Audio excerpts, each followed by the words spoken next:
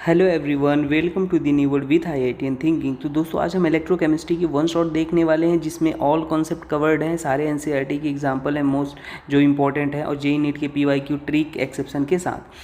बहुत ही important chapter है, इसमें बहुत लोगों को कन्फ्यूजन होता है और हमने कोशिश किया है कि आपको इसके बाद और कोई वीडियो देखने की ज़रूरत ना पड़े, क्योंकि हर variety problem to the point चीज़ें एकदम क्लियर कॉन्सेप्ट के साथ हमने ये वीडियो बनाया है। तो आप डेफिनेटली जुड़े रहिए। हमने जेईई नीट के पीवाईक्यू भी ले रखे, सारी चीज़ें हम अच्छे से कर लें। ठीक है, हमारा कहने मात्र का क्लासिक वन शॉट है, पर इसमें ऑलमोस्ट सारी चीज़ें ही इंक्लूडेड होती हैं।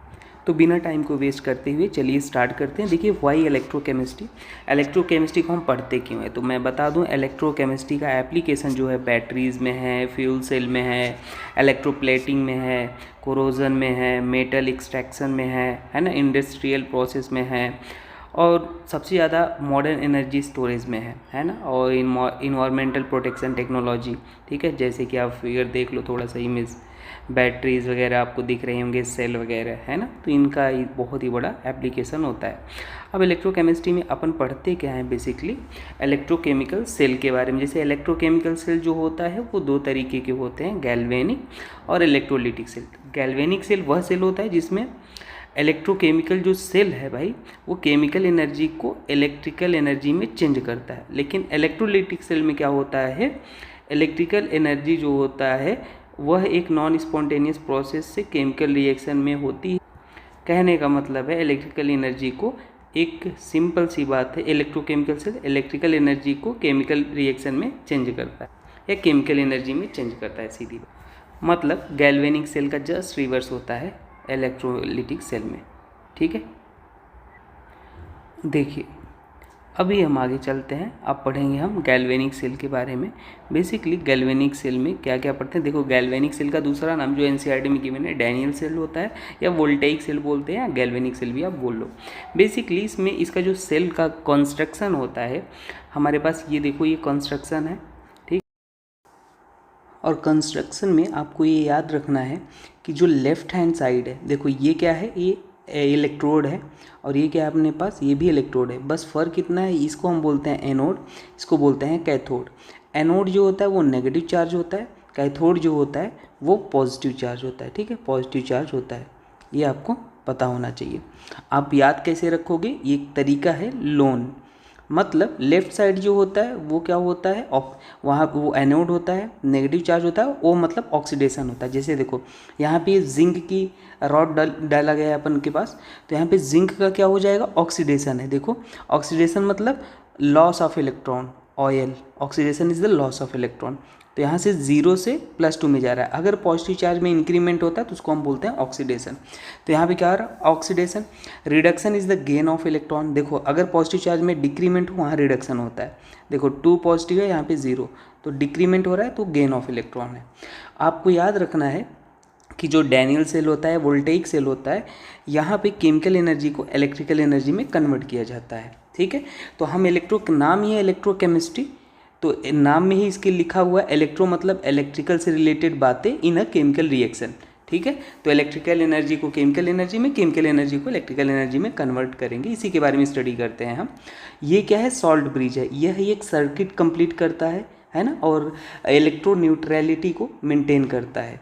ठीक है, यहाँ से जो इलेक्ट्रॉन अपने पास निकल रहे हैं वो कहाँ से, एनोड से कैथोड की तरफ जा रहे हैं, लेकिन जो आयंस निकलते हैं वो कैथोड से एनोड की तरफ जाते हैं। ये चीज़ आपको याद रखना है, इलेक्ट्रॉन एनोड से कैथोड की तरफ, ये सारे क्वेश्चन पूछे जा सकते हैं। ये हमारे पास सॉल्यूशन जो है जिंक सल्फेट का है, ये कॉपर सल्फेट का है, तो इसीलिए यहाँ जिंक सल्फेट में जिंक +2 होता है और ये सल्फेट माइनस, तो इसलिए हमारे पास जिंक का क्या हुआ, ऑक्सीडेशन हुआ है। और यहाँ पे क्या हुआ, रिडक्शन। यहाँ पे जितने नेगेटिव होते हैं ये इधर इलेक्ट्रॉन जाते हैं, उतने पॉजिटिव निकल के न्यूट्रल हो जाते हैं ना, मतलब ये बैलेंस करता है, सॉल्ट ब्रिज इलेक्ट्रिकल न्यूट्रलिटी को मेंटेन करता है। Loan, left side oxidation, anode negative charge होता है, इसको एनोड बोलते हैं, इसको कैथोड बोलते हैं। कैथोड पे क्या, देखो एनोड पे क्या है, ऑक्सीडेशन। और वेट ऑफ जिंक जो है, एक्सपेरिमेंट जब हम करते हैं पूरा सेटअप हो जाता है तो जिंक का वेट क्या होता है, रॉड का डिक्रीज करता है। लेकिन जो जिंक Zn2+ है, क्योंकि एक्वस सोल्यूशन है तो वहाँ पे आयंस बढ़ेंगे, तो सोल्यूशन में जिंक 2+ के आयन बढ़ते हैं, और SO4 2- जो होता है वो कांस्टेंट रहता है। यहाँ पे कैथोड पे क्या होगा, कॉपर का रिडक्शन हुआ है, लेकिन कॉपर का भी यहाँ पे जो है कॉन्सेंट्रेशन वो बढ़ेगा कॉपर रॉड, और Cu2+ जो है वो डिक्रीज करेगा, SO4 सेम रहेगा। Electron go left to right और आयन राइट टू लेफ्ट, ये आपको याद रखना है, ठीक है। अब हम क्या करते हैं, वैसे ये सेल, एक सेल को हम बना रहे हैं, ये सेल को रिप्रेजेंट करता है जो केमिकल एनर्जी को इलेक्ट्रिकल बदलेगा, लेकिन इसको रिएक्शन फॉर्म में कैसे लिखोगे, तो देखो मैं बताता हूँ। हमने क्या किया है, हाफ सेल रिएक्शन लिख लिया। हाफ सेल मतलब जिंक 2+ ऑक्सीडेशन करा दिया, इसको हाफ सेल ऑफ ऑक्सीडेशन बोलेंगे। और यहाँ से Cu2+ का रिडक्शन वाली रिएक्शन लिख दी, half cell reduction reaction. Complete cell बनाना है तो दोनों को ऐड करना है, तो हमने दोनों को ऐड कर दिया।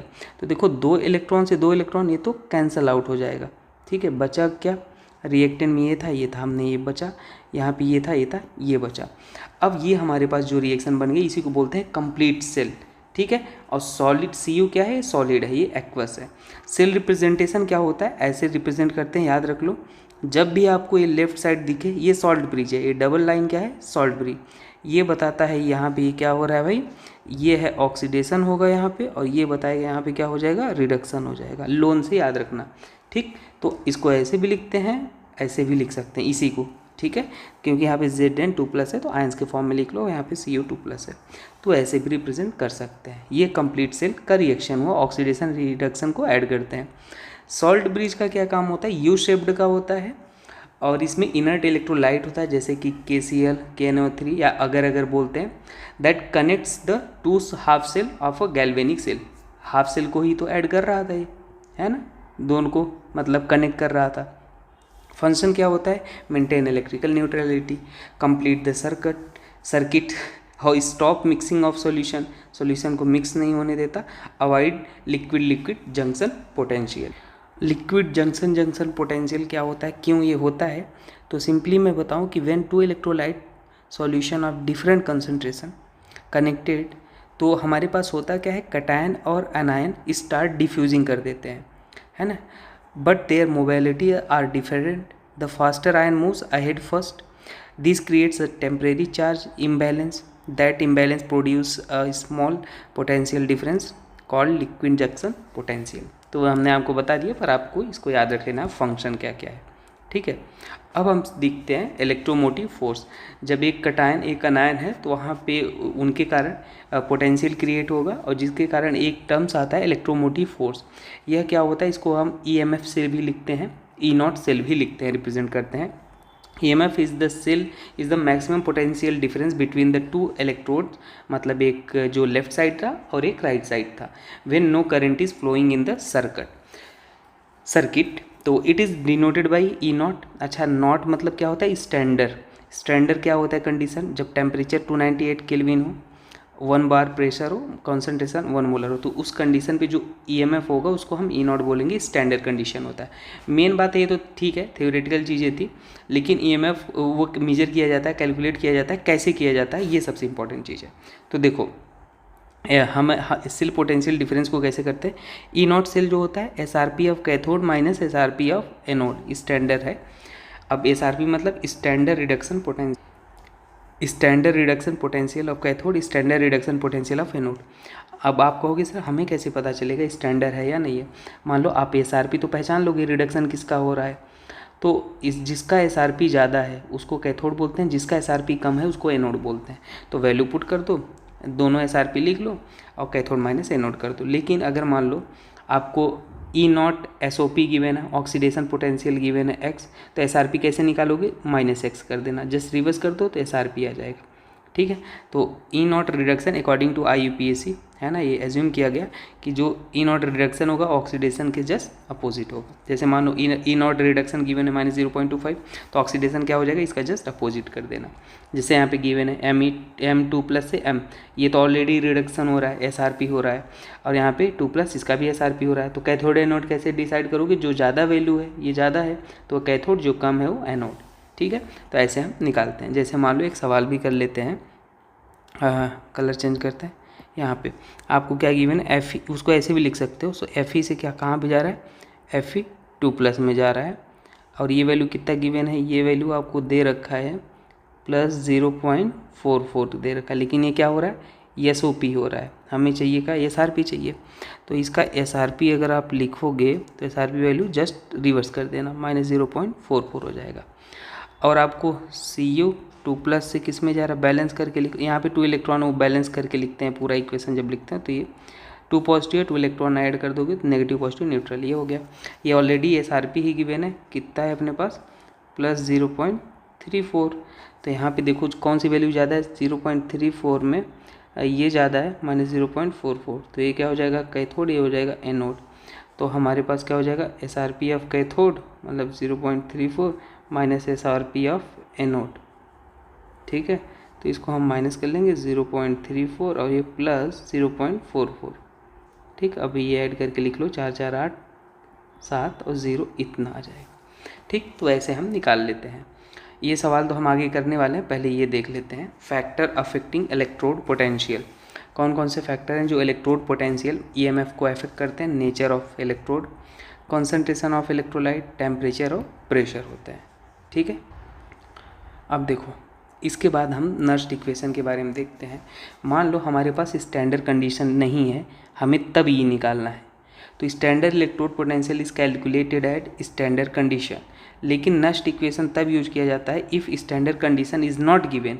याद रख लेना, if standard condition is not given, तो उस केस में हमारे पास नर्स्ट इक्वेशन निकल के आता है, जो कि क्या होता है यहाँ पे लिखा गया है, इसको बोलते हैं नर्स्ट इक्वेशन।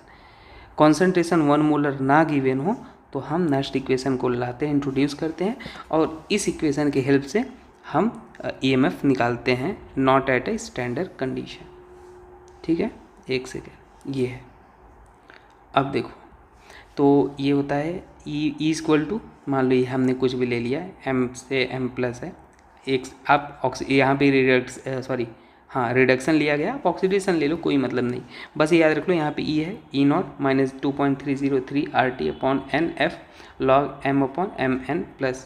ये क्या है अभी आपको पता चल जाएगा। इसको बोलते हैं प्रोडक्ट, इसको बोलते हैं रिएक्टेंट, या इसको एनोड बोलते हैं। इसको हमेशा याद रख लेना, इसको क्या बोलते हैं, एनोड होता है ये वाला पार्ट, और ये वाला क्या होता है, कैथोड होता है। अभी आपको समझ आएगा।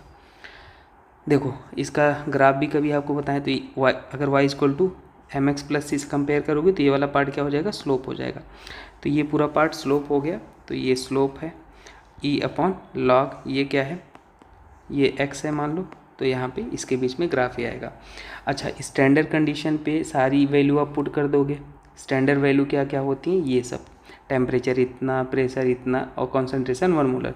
तो पुट करने पे यहाँ पे सब कुछ R की वैल्यू, टेम्परेचर, ये सब पुट कर दोगे। N क्या है, नंबर ऑफ मोल्स लॉस और गेन, है ना। और F क्या है, फैराडे होता है, उसकी वैल्यू 96500 होता है।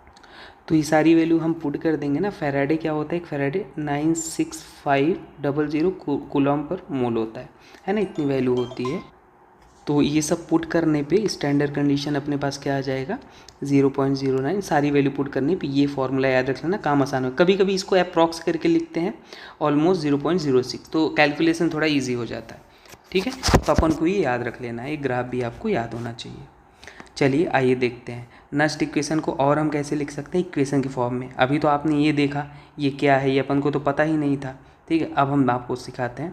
देखो, अगर एक इक्वेशन गिवन है, ये सेल गिवन है, इक्वेशन सेल, फाइनल सेल, जो 1 ऑक्सीडेशन और रिडक्शन को ऐड करने के बाद आप लिखते थे, तो जो प्रोडक्ट में है और जो रिएक्टेंट में है उसका कॉन्सेंट्रेशन होता है, ठीक है।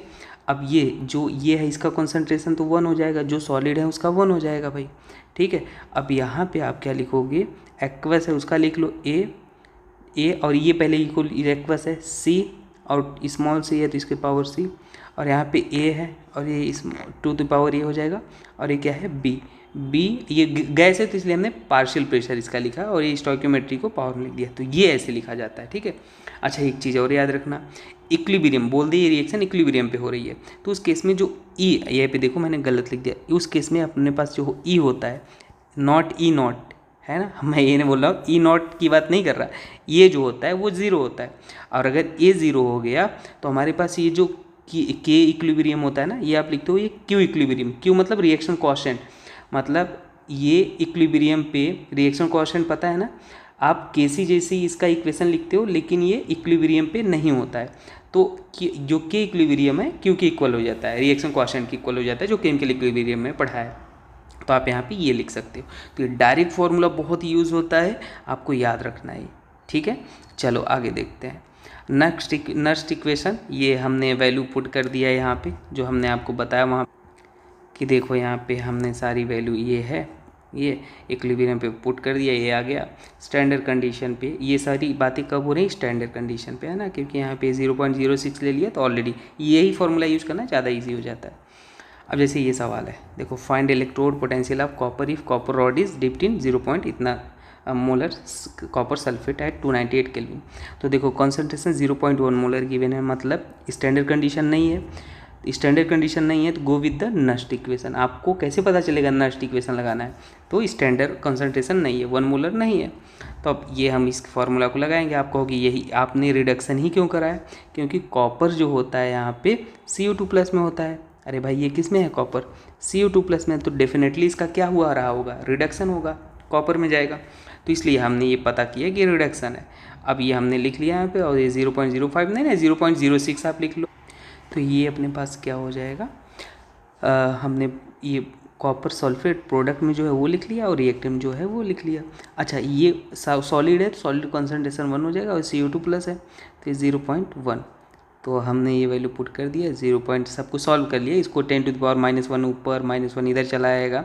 ओवरऑल सॉल्व करने के बाद जो वैल्यू आएगी वो अपने पास इतना आ जाएगा, ठीक है।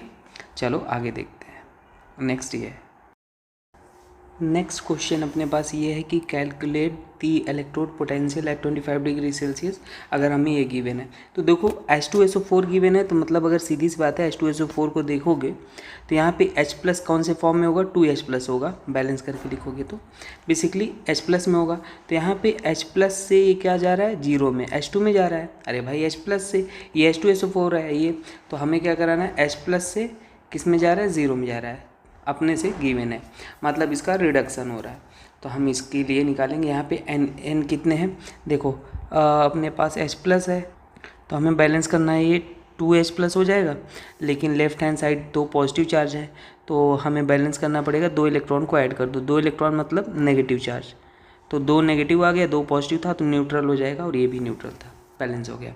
अब फॉर्मूला लगा दो, E = E0 - 0.0 जो भी है, और प्रोडक्ट में H2 है तो प्रोडक्ट का concentration divide by reacted, pressure है तो प्रेशर लिख लोगे। तो H2 गैस है भाई, देखो है ना, गैस गिवन है, ये रिएक्शन में लिख लो आप, ये गैस है।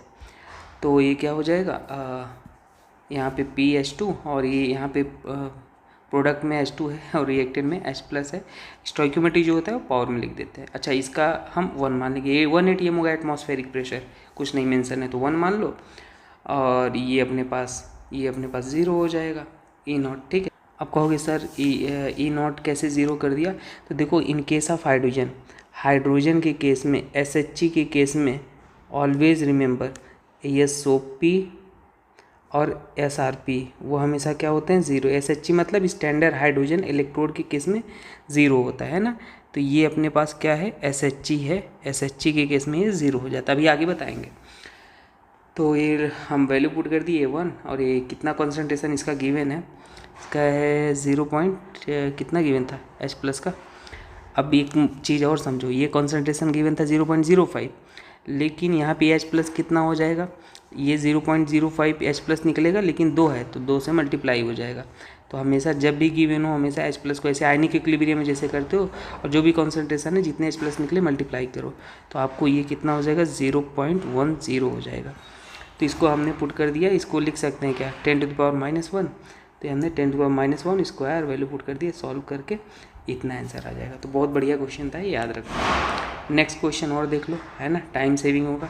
आपको ये गिवन था, फाइंड EMF, स्टैंडर्ड नहीं बोला है, EMF of cell at 25 degree Celsius. देखो left hand side oxidation, right hand side reduction होगा, तो हमने E = E0 फार्मूला ये पता है, तो हमको यहाँ पे E0 की ज़रूरत पड़ेगी, और यहाँ पे SHG तो है नहीं, तो E0 कैसे निकालते हैं, SRP of cathode - SRP of anode. SRP किसे कहेंगे, जिसका रिडक्शन पोटेंशियल ज़्यादा हो।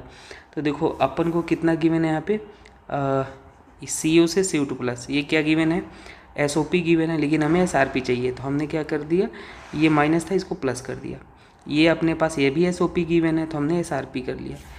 जिंक से जिंक 2+ और यहाँ से क्या हो जाएगा, अगर इसको कर रहे हो तो इधर हो जाएगा ना SRP Zn2+, अब हो गया SRP और ये वैल्यू चेंज हो गई। तो इसमें से बड़ी वैल्यू कौन सी है, ये वाली बड़ी वैल्यू है तो उसको कैथोड मान लिया, और ये वाली SRP ऑफ कैथोड कौन सा हो जाएगा भाई, ध्यान से देखें तो उल्टा लिख दिया हमने। कैथोड अपने पास कौन सा हो जाएगा, कैथोड हो जाएगा 0.34 और ये एनोड -0.76, 0.34 और ये प्लस 0.76, ये कितना हो जाएगा, इसको हम सॉल्व करेंगे, ये आ जाएगा 6 4 10 और एक रिमाइंडर तो 8 3 11 और ये 0.1, इतना वोल्ट आ जाएगा। अब देखो अभी हम क्या करते हैं, दोनों सेल को हाफ सेल रिएक्शन लिख लेते हैं। तो देखो लेफ्ट हैंड साइड ऑक्सीडेशन, तो इसका ऑक्सीडेशन करा दिया, राइट हैंड साइड रिडक्शन, एक सेल बना लेते हैं, इन दोनों को ऐड करो ये सेल आ जाएगा। देखो तो सेल अपने पास ये आ गया। हमेशा याद रख लेना इनको इस तरीके से ऐड करना है कि इलेक्ट्रॉन दोनों में सेम हो, सो दैट कैंसल आउट हो जाए। तो इलेक्ट्रॉन से इलेक्ट्रॉन कैंसल, ये हमने लिख लिया, इसका कॉन्सेंट्रेशन गिवन था, इसका गिवन था, लिख लिया, ये आ गया फाइनल सेल।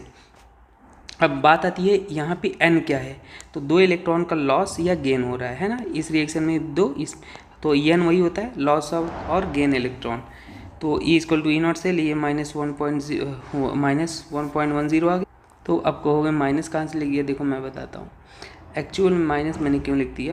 तो एक काम कर लेते हैं ना, ये वैल्यू मान लो हमारे पास माइनस था तो ये क्या हो जाएगा, प्लस हो जाएगा, सीधी बात है। चलो तो ये कितना आ जाएगा, माइनस आ जाएगा। अब खुश, तो अपने पास -1 फिर भी नहीं आएगा एक, तो इसमें हम SRP और कैथोड ये भी चेंज करना पड़ेगा, तो इसको भी चेंज कर लेते हैं। चलो कैथोड माइनस एनोड करेंगे, ठीक है, या छोड़ो जो था उसको ऐसे ही रहने दो, हमने इसको माइनस से हटा लेते हैं, सिंपल ये आ जाएगा। और वैल्यू आप पुट कर दो, जो सॉलिड है उसका तो कॉन्सेंट्रेशन 1 हो जाएगा, और सॉल्व कर लो तो ये कितना आ रहा है एक बार सॉल्व करके आप चेक कर लो, है ना, क्योंकि मैंने रफली सॉल्व किया तो आंसर कुछ और आएगा 1.10। चलो सॉल्व भी कर लेते हैं, 0.059 डिवाइड बाई 2 हो जाएगा, और लॉग इसको हम ऐसे कर सकते हैं, लॉग ये क्या हो जाएगा 10⁻⁻2 और क्या हो जाएगा 10⁻⁻1, तो ये के कैंसिल हो जाएगा, और ये 1.10 0.059 डिवाइड बाई 2 और ये -1 log 10 की वैल्यू 1 हो जाएगा। तो इसको फर्दर हम सॉल्व करेंगे तो ये = 1.10 और ये प्लस 0.059 डिवाइड बाई 2 हो जाएगा, माइनस।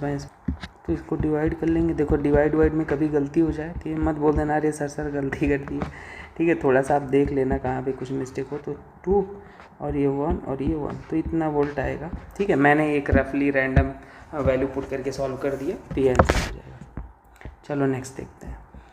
नेक्स्ट अपने पास है फाइंड EMF ऑफ सेल, ये गिवन है, ठीक है।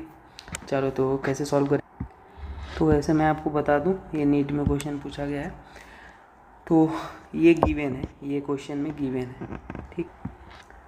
तो हम सबसे पहले E0 निकाल लेते हैं, ये ऑलरेडी SRP गिवन है, ये भी SRP गिवन है, तो SRP में जिसकी वैल्यू ज़्यादा वो कैथोड, तो ये वाला कैथोड हो जाएगा। तो कैथोड माइनस एनोड कर दिया हमने, ये एनोड हो जाएगा। कैथोड 1.46 आ गया है ना, कैलकुलेशन एक बार क्रॉस वेरीफाई कर लेना, इतना आ जाएगा, क्योंकि ये वैल्यू बड़ा है तो इसलिए पॉजिटिव साइन लिया। अब देखो एक बार हमने ऑक्सीडेशन कराया, left side oxidation, right side reduction, और हमने देखा इसमें 3 इलेक्ट्रॉन थे, इसमें 2 इलेक्ट्रॉन। बैलेंसिंग के लिए 3 क्यों लिखा, क्योंकि 3 पॉजिटिव था, 3 ऐड कर दिया न्यूट्रल। यहाँ पे 2 पॉजिटिव था, 2 ऐड कर दिया न्यूट्रल, इधर बैलेंस। अब हमेशा याद रख लेना ऑक्सीडेशन वाले रिएक्शन में, रिडक्शन वाले में इलेक्ट्रॉन सेम होने चाहिए। तो इलेक्ट्रॉन सेम करने के लिए यहाँ 3 था तो इसे यहाँ पे हमने 3 से मल्टीप्लाई कर लिया, और यहाँ पे 2 था तो हमने यहाँ पे 2 से मल्टीप्लाई कर लिया। तो वही 2 से 1 में मल्टीप्लाई कर लिया और 3 से 2 में, दोनों को ऐड कर दिया। तो ये एक सेल की इक्वेशन आ गई। ई की फॉर्मूला लिख लो, प्रोडक्ट का कंसंट्रेशन और ये स्टोइकियोमेट्री 2 और रिएक्टेंट का कंसंट्रेशन ये 3 और सॉलिड है 1, तो वैल्यू पुट कर लो, इतना आ जाएगा, सिंपल, ठीक है। नेक्स्ट हम देख लेते हैं ये वाला भी, electrode potential of hydrogen electrode. Hydrogen electrode का इलेक्ट्रोड पोटेंशियल कैसे निकालते हैं, तो देखो सरल सी बात है, हमारे पास यहाँ पे H+ है H2, तो H+ है H2 मतलब क्या हो रहा है, ऑक्सीडेशन। तो हमने ये इक्वेशन लगा दिया, ये गैस है तो हमने PH2 लिख लिया, H+ के लिए हमने यहाँ रिएक्शन में क्या है, H+ का स्क्वायर, स्टोइकियोमेट्री। कुछ नहीं, सिंपल है। हार्ड SH के लिए 0 होता है और ये हमने पुट कर लिया। 2 क्यों लिखा है, क्योंकि यहाँ पे 2 इलेक्ट्रॉन हो रहा है बैलेंस कर, लॉस या गेन। तो ये प्रोडक्ट ये अपने पास PH2 अपॉन PH+। और फाइन अगर हम सपोज करते हैं, क्योंकि पार्शियल प्रेशर एटमॉस्फेरिक प्रेशर 1 ही होगा, तो हमने 1 पुट कर लिया और ये H+S हमने इसको फर्दर सॉल्व कर लिया, सिंप्लीफाई किए हैं। ये H+ को हमने ऊपर ले गए तो यहाँ -2 आ गया, -2 को इधर ले आएंगे, कट्टम कुट्टम, ये वैल्यू इतना। तो H+H2 की जगह हमने क्या लिख लिया, ये लिख लिया। और pH बराबर इतना होता है, H+ बराबर 10⁻⁻ pH होता है। फाइनल इसको हम सॉल्व करते हैं तो ये अपने पास आ जाता है। ठीक, तो कभी अगर आपको H+ का कॉन्सेंट्रेशन पूछ ले तो आप इसको ऐसे ही pH के फॉर्म में चेंज करके सॉल्व कर लेना यहाँ पे। ठीक है, ये वाली वैल्यू पुट कर। एक चीज़ याद रख लेना, अगर आपको H+ से H2 जाना है तो ये फार्मूला यूज करना, और यहाँ से H2 से H+ में जाना है तो ये वाला फार्मूला यूज करना है ना। यहाँ पे लॉग आ रहा है, यहाँ पे ऐसे ही आ रहा है। चलो एक सवाल करते हैं, ये वाला JEE 2024 का सवाल है, और ये हाइड्रोजन के लिए SOP और SRP दोनों क्या होते हैं, 0। तो E0 अपने पास 0 हो जाएगा। और देखो जब सॉल्यूशन को डिप्ड किया जाएगा, है ना, the hydrogen electrode is dipped in a solution, तो अपने पास कौन सी रिएक्शन होगी, H+, और बैलेंस करके लिख लो H+, और यहाँ पे H2 रिलीज होगा, लेकिन इसको हाफ H2 से मल्टीप्लाई कर दिया तो बैलेंस हो गया दोनों साइड। अब नेक्स्ट इक्वेशन लगा लो, E=E0 -0.059 अपॉन क्या हो जाएगा n, और लॉग प्रोडक्ट में अपने पास H2 है, H2 का ये हो जाएगा। वैसे ये गैस ही है तो इसका तो अपने पास वैल्यू 1 ही हो जाना है, और ये H+ का स्क्वायर ही क्यों लिखना है, तो ये हो गया। तो ये n की वैल्यू 1 इलेक्ट्रॉन है यहाँ पे, तो 1 लिख लो रिएक्शन में, और लॉग, और ये H2 की वैल्यू 1 हो जानी है, और ये 10 टू द पावर H+ कितना है, 10 टू द पावर -3 है। तो E = 0.059, और ऊपर जाएगा प्लस, और ये बाहर आ जाएगा, लॉग 10 की वैल्यू 1 हो जाएगी, तो E वैल्यू आ जाएगा -0.177 वोल्ट आ जाएगा। ठीक है, तो ये रहा आंसर। चलो आगे देखते हैं। चलिए इस क्वेश्चन को सॉल्व करते हैं। देखिए JEE मेंस 2023 का है, सिंपल सी बात है। आपको क्या गिवन है, in an electrochemical reaction of lead given है Pb2+ से, लिख लेते हैं Pb2+ से, और Pb में जा रहा है, ठीक है, लेड में। इसके लिए जो E0 की वैल्यू आपको दे रखी है वो कितना है, m दे रखा है, बैलेंस करके लिख लो, यहाँ 2 इलेक्ट्रॉन ऐड कर लो सो दैट चार्ज बैलेंस हो जाए। और दूसरा आपको दे रखा है Pb4+ से, किस में जा रहा है, 4 इलेक्ट्रॉन में जा रहा है, 4 इलेक्ट्रॉन नहीं, लेड में जा रहा है। Pb4+ से ये किस में जा रहा है, Pb से Pb में जा रहा है। और यहाँ पे E0 की वैल्यू कितना गिवन है, n गिवन है। आपको निकालना क्या है, आपको Pb2+ से, और इधर क्या निकालना है, Pb4+ निकालना है। देखो ये आपसे पूछा है क्वेश्चन में, यहाँ देख रहे हो ना, यही पूछा है। तो बैलेंस करके पहले लिख लो, यहाँ पे क्या हो जाएगा, 2 इलेक्ट्रॉन ऐड कर दो तो ये बैलेंस हो गया। ठीक है, अब देखो हमें जो रिक्वायर्ड इक्वेशन है, हमें इसका E0 निकालना है। तो इसकी इक्वेशन में रिएक्टेंट साइड में Pb2+ है, तो आप जो गिवन इक्वेशन है 1 और 2 मान लो, ये 1 और 2 इसे मान लेते हैं। इसमें एक में रिएक्टेंट साइड Pb2+ है, लेकिन हमें प्रोडक्ट साइड चाहिए Pb4+, यहाँ रिएक्टेंट में, तो इसको हम रिवर्स कर लेंगे। तो हम क्या करते हैं, रिवर्स करेंगे तो ये अपने पास क्या हो जाएगा, इसको हम थोड़ा सा नीचे करते हैं, तो रिवर्स वहीं पे करके लिखते हैं। ये अपने पास हो जाएगा Pb, और ये अपने पास हो जाएगा Pb4+, और ये क्या हो जाएगा, 4 इलेक्ट्रॉन, और यहाँ पे जो E0 की वैल्यू है रिवर्स कर दिया तो क्या हो जाएगा, -n हो जाएगा। ये इक्वेशन नंबर क्या है, 3rd है। अब एक काम कर सकते हो आप, एक काम ये कर सकते हो कि आप फर्स्ट और थर्ड को ऐड कर दो, फर्स्ट और थर्ड इक्वेशन को ऐड कर दो। तो ऐड करने पे क्या मिलेगा, देखो फर्स्ट में Pb2+ है, 2 इलेक्ट्रॉन है, और यहाँ पे इसमें क्या था, थर्ड में Pb था, और रिएक्टेंट साइड में हम ऐड करेंगे Pb और Pb4 प्लस प्रोडक्ट रिएक्टेंट को ऐड कर लिया। तो यहाँ पे आप नोटिस करो ये से ये वैल्यू कट्टम कुट्टम हो गया, ये 2 उधर जाएगा, तो अपने पास रिक्वायर्ड इक्वेशन आ गया है। ये फोर्थ इक्वेशन सपोज कर लो, तो ये फर्स्ट थर्ड को ऐड करने पे फोर्थ मिल जाएगा Pb2 प्लस, और ये अपने पास क्या हो जाएगा Pb4 प्लस, और यहाँ पे क्या हो जाएगा 4 - 2 मतलब 2 इलेक्ट्रॉन हो जाएगा। अब जैसे ही आपके पास 1 आपको पता चल गया 1 और थर्ड को फोर्थ वाला इक्वेशन कैसे मिल रहा था, 1 और थर्ड को ऐड करने पे मिल रहा था, तो आप डायरेक्टली से लिख सकते हो डेल्टा G4 इक्वल टू क्या, ये रूल है, आप हमेशा याद रख लो, इसको लिख सकते हैं। स्टैंडर्ड वैल्यू था तो स्टैंडर्ड करके लिख लो, गिफ्ट फ्री एनर्जी बोलते हैं, आगे बताऊंगा क्या होता है। और डेल्टा G की जो वैल्यू होती है फॉर्मूला होता है क्या, वो होता है -NF E0 सेल, ठीक है, ये होता है। तो एक काम कर लेते हैं, पूरा वैल्यू पुट कर लेते हैं। तो माइनस यहाँ पे n की वैल्यू कितना है, ये 2 इलेक्ट्रॉन है। यहाँ पे n की वैल्यू कितना है, ये अपने पास यहाँ पे नहीं, जो ऐड कर रहे हो उसका लिखो, ये 4 इलेक्ट्रॉन है, ठीक है। और ये थर्ड इक्वेशन में कितना है, ये रिक्वायर्ड फोर्थ वाला है 2 है, तो -NF E04 -NF E01 और ये प्लस -NF E02 हो जाएगा, ठीक है।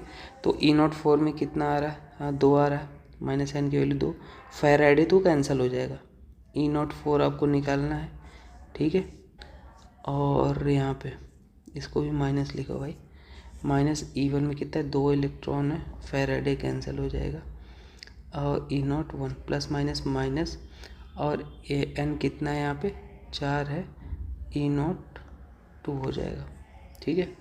अब एक काम कर लेते हैं, यहाँ पे -2 भी हम कॉमन कर लेते हैं, तो -2 E0, इसको ऐसे ही रहने -2 कॉमन कर लो, तो E01 प्लस 2 E02, तो ये 2 कैंसिल, कितना आ जाएगा E04 E01 और 2 E02, 4 ही पूछा था, E01 क्या है m है, प्लस E02 क्या है 2 × n है ना। तो अपने पास आ गया m प्लस 2 × n, ये E04 आ गया। आपको दे क्या रखा था, उसके लिए वैल्यू दे रखा था mx - n, the value of x is, आपको इसको कंपेयर कर लो, गिवन है, क्या गिवन था mx en है ना, ये दे रखा था। तो इससे हम कंपेयर करेंगे, तो वाली वैल्यू आप इसको लिखो, ध्यान से देखो, इसको हम क्या लिख लेंगे m, और ये प्लस मतलब प्लस, और ये -2 × n, तो अपने पास सीधी सी बात है, जो x आ गया वो x की वैल्यू क्या हो जाएगा -2 हो जाएगा। और आपको क्या लिखना है, द वैल्यू ऑफ x -2, तो आंसर 2 ही लिखना, माइनस तो लिख नहीं पाओगे, आंसर 2 आ जाएगा, ठीक है। चलो नेक्स्ट क्वेश्चन देखते हैं। नेक्स्ट क्वेश्चन है find electrode potential of hydrogen electrode when pH of acidic solution is 3। तो ये तो सॉल्यूशन तो हमने कर ही लिया, pH एसिडिक कितना है ना, pH अगर आपके पास H+ से H2 में जाएगा, और ये अपन ने कर लिया ऊपर सवाल, जेई वाला सेम सवाल हो गया। अब ये वाला देख लेते हैं, ये वाला क्वेश्चन है, ये सब गिवन था, find E cell at 298 kelvin, ये गिवन है सेल, ओके। और ठीक है, हमें E0 सेल की भी वैल्यू आप गिवन है। E0 सेल कैसे निकालेंगे पता है ना, SrPf cathode minus SrPf anode करके, और एक अपने साइड ESHG लेना है। सीधी सी बात है, ये हाइड्रोजन का ये जो रिडक्शन हो रहा है, तो इसका ये रिडक्शन ही हो रहा है, और इसका क्या हो रहा है, ये गिवन है, ये 0 से माइनस, इसका भी रिडक्शन, तो SrPf कैथोड माइनस एनोड, तो ये 0 है, ये ज़्यादा है, तो कैथोड माइनस एनोड हमने E0 यहाँ पे निकाल लिया है ना। अरे भाई कैथोड माइनस एनोड कर लिया, और ये क्या है SHG है हाइड्रोजन का। चलो अब देखते हैं, इसको हम लिख लेते हैं, यहाँ पे ऑक्सीडेशन करना है, तो ये माइनस से 0 पे। अब ये मत कहना सर यहाँ पहले ये लिखा था आपने, नहीं, लेफ्ट हैंड साइड क्या होता है हमेशा ऑक्सीडेशन, तो -0 से 1 से 0 में जाएगा। यहाँ रिडक्शन करना है, राइट हैंड साइड रिडक्शन करके दिखा दिया, ऐड कर दिया, इक्वेशन आ गया। अब ई नॉट सेल का फॉर्मूला नस्ट इक्वेशन लगा दिया, और नस्ट इक्वेशन क्यों लगा, क्योंकि कॉन्सेंट्रेशन स्टैंडर्ड नहीं था, तो PH2 लिख लिया, है ना, लिक्विड को तो लिखना नहीं Br2, और ये H2 गैस लिख लिया, और यहाँ पे Br माइनस एक्वस को लिख लिया करो स्क्वायर, और ये H प्लस स्क्वायर। तो इसको सॉल्व करेंगे, ये अपने पास इतना, ये इतना, PH2 ये हमेशा एटमॉस्फेरिक प्रेशर 1 हो जाएगा, और Br माइनस आपको दे रखा है कॉन्सेंट्रेशन 0 पॉइंट इतना, तो इसका, और H प्लस का भी यहाँ पे दे रखा है ये इतना, वैल्यू पुट करके सॉल्व कर लिया, इतना आ जाएगा। ठीक है, तो ये सिंपल सी बात थी। अब हम देखते हैं कॉन्सेंट्रेशन सेल क्या होता है।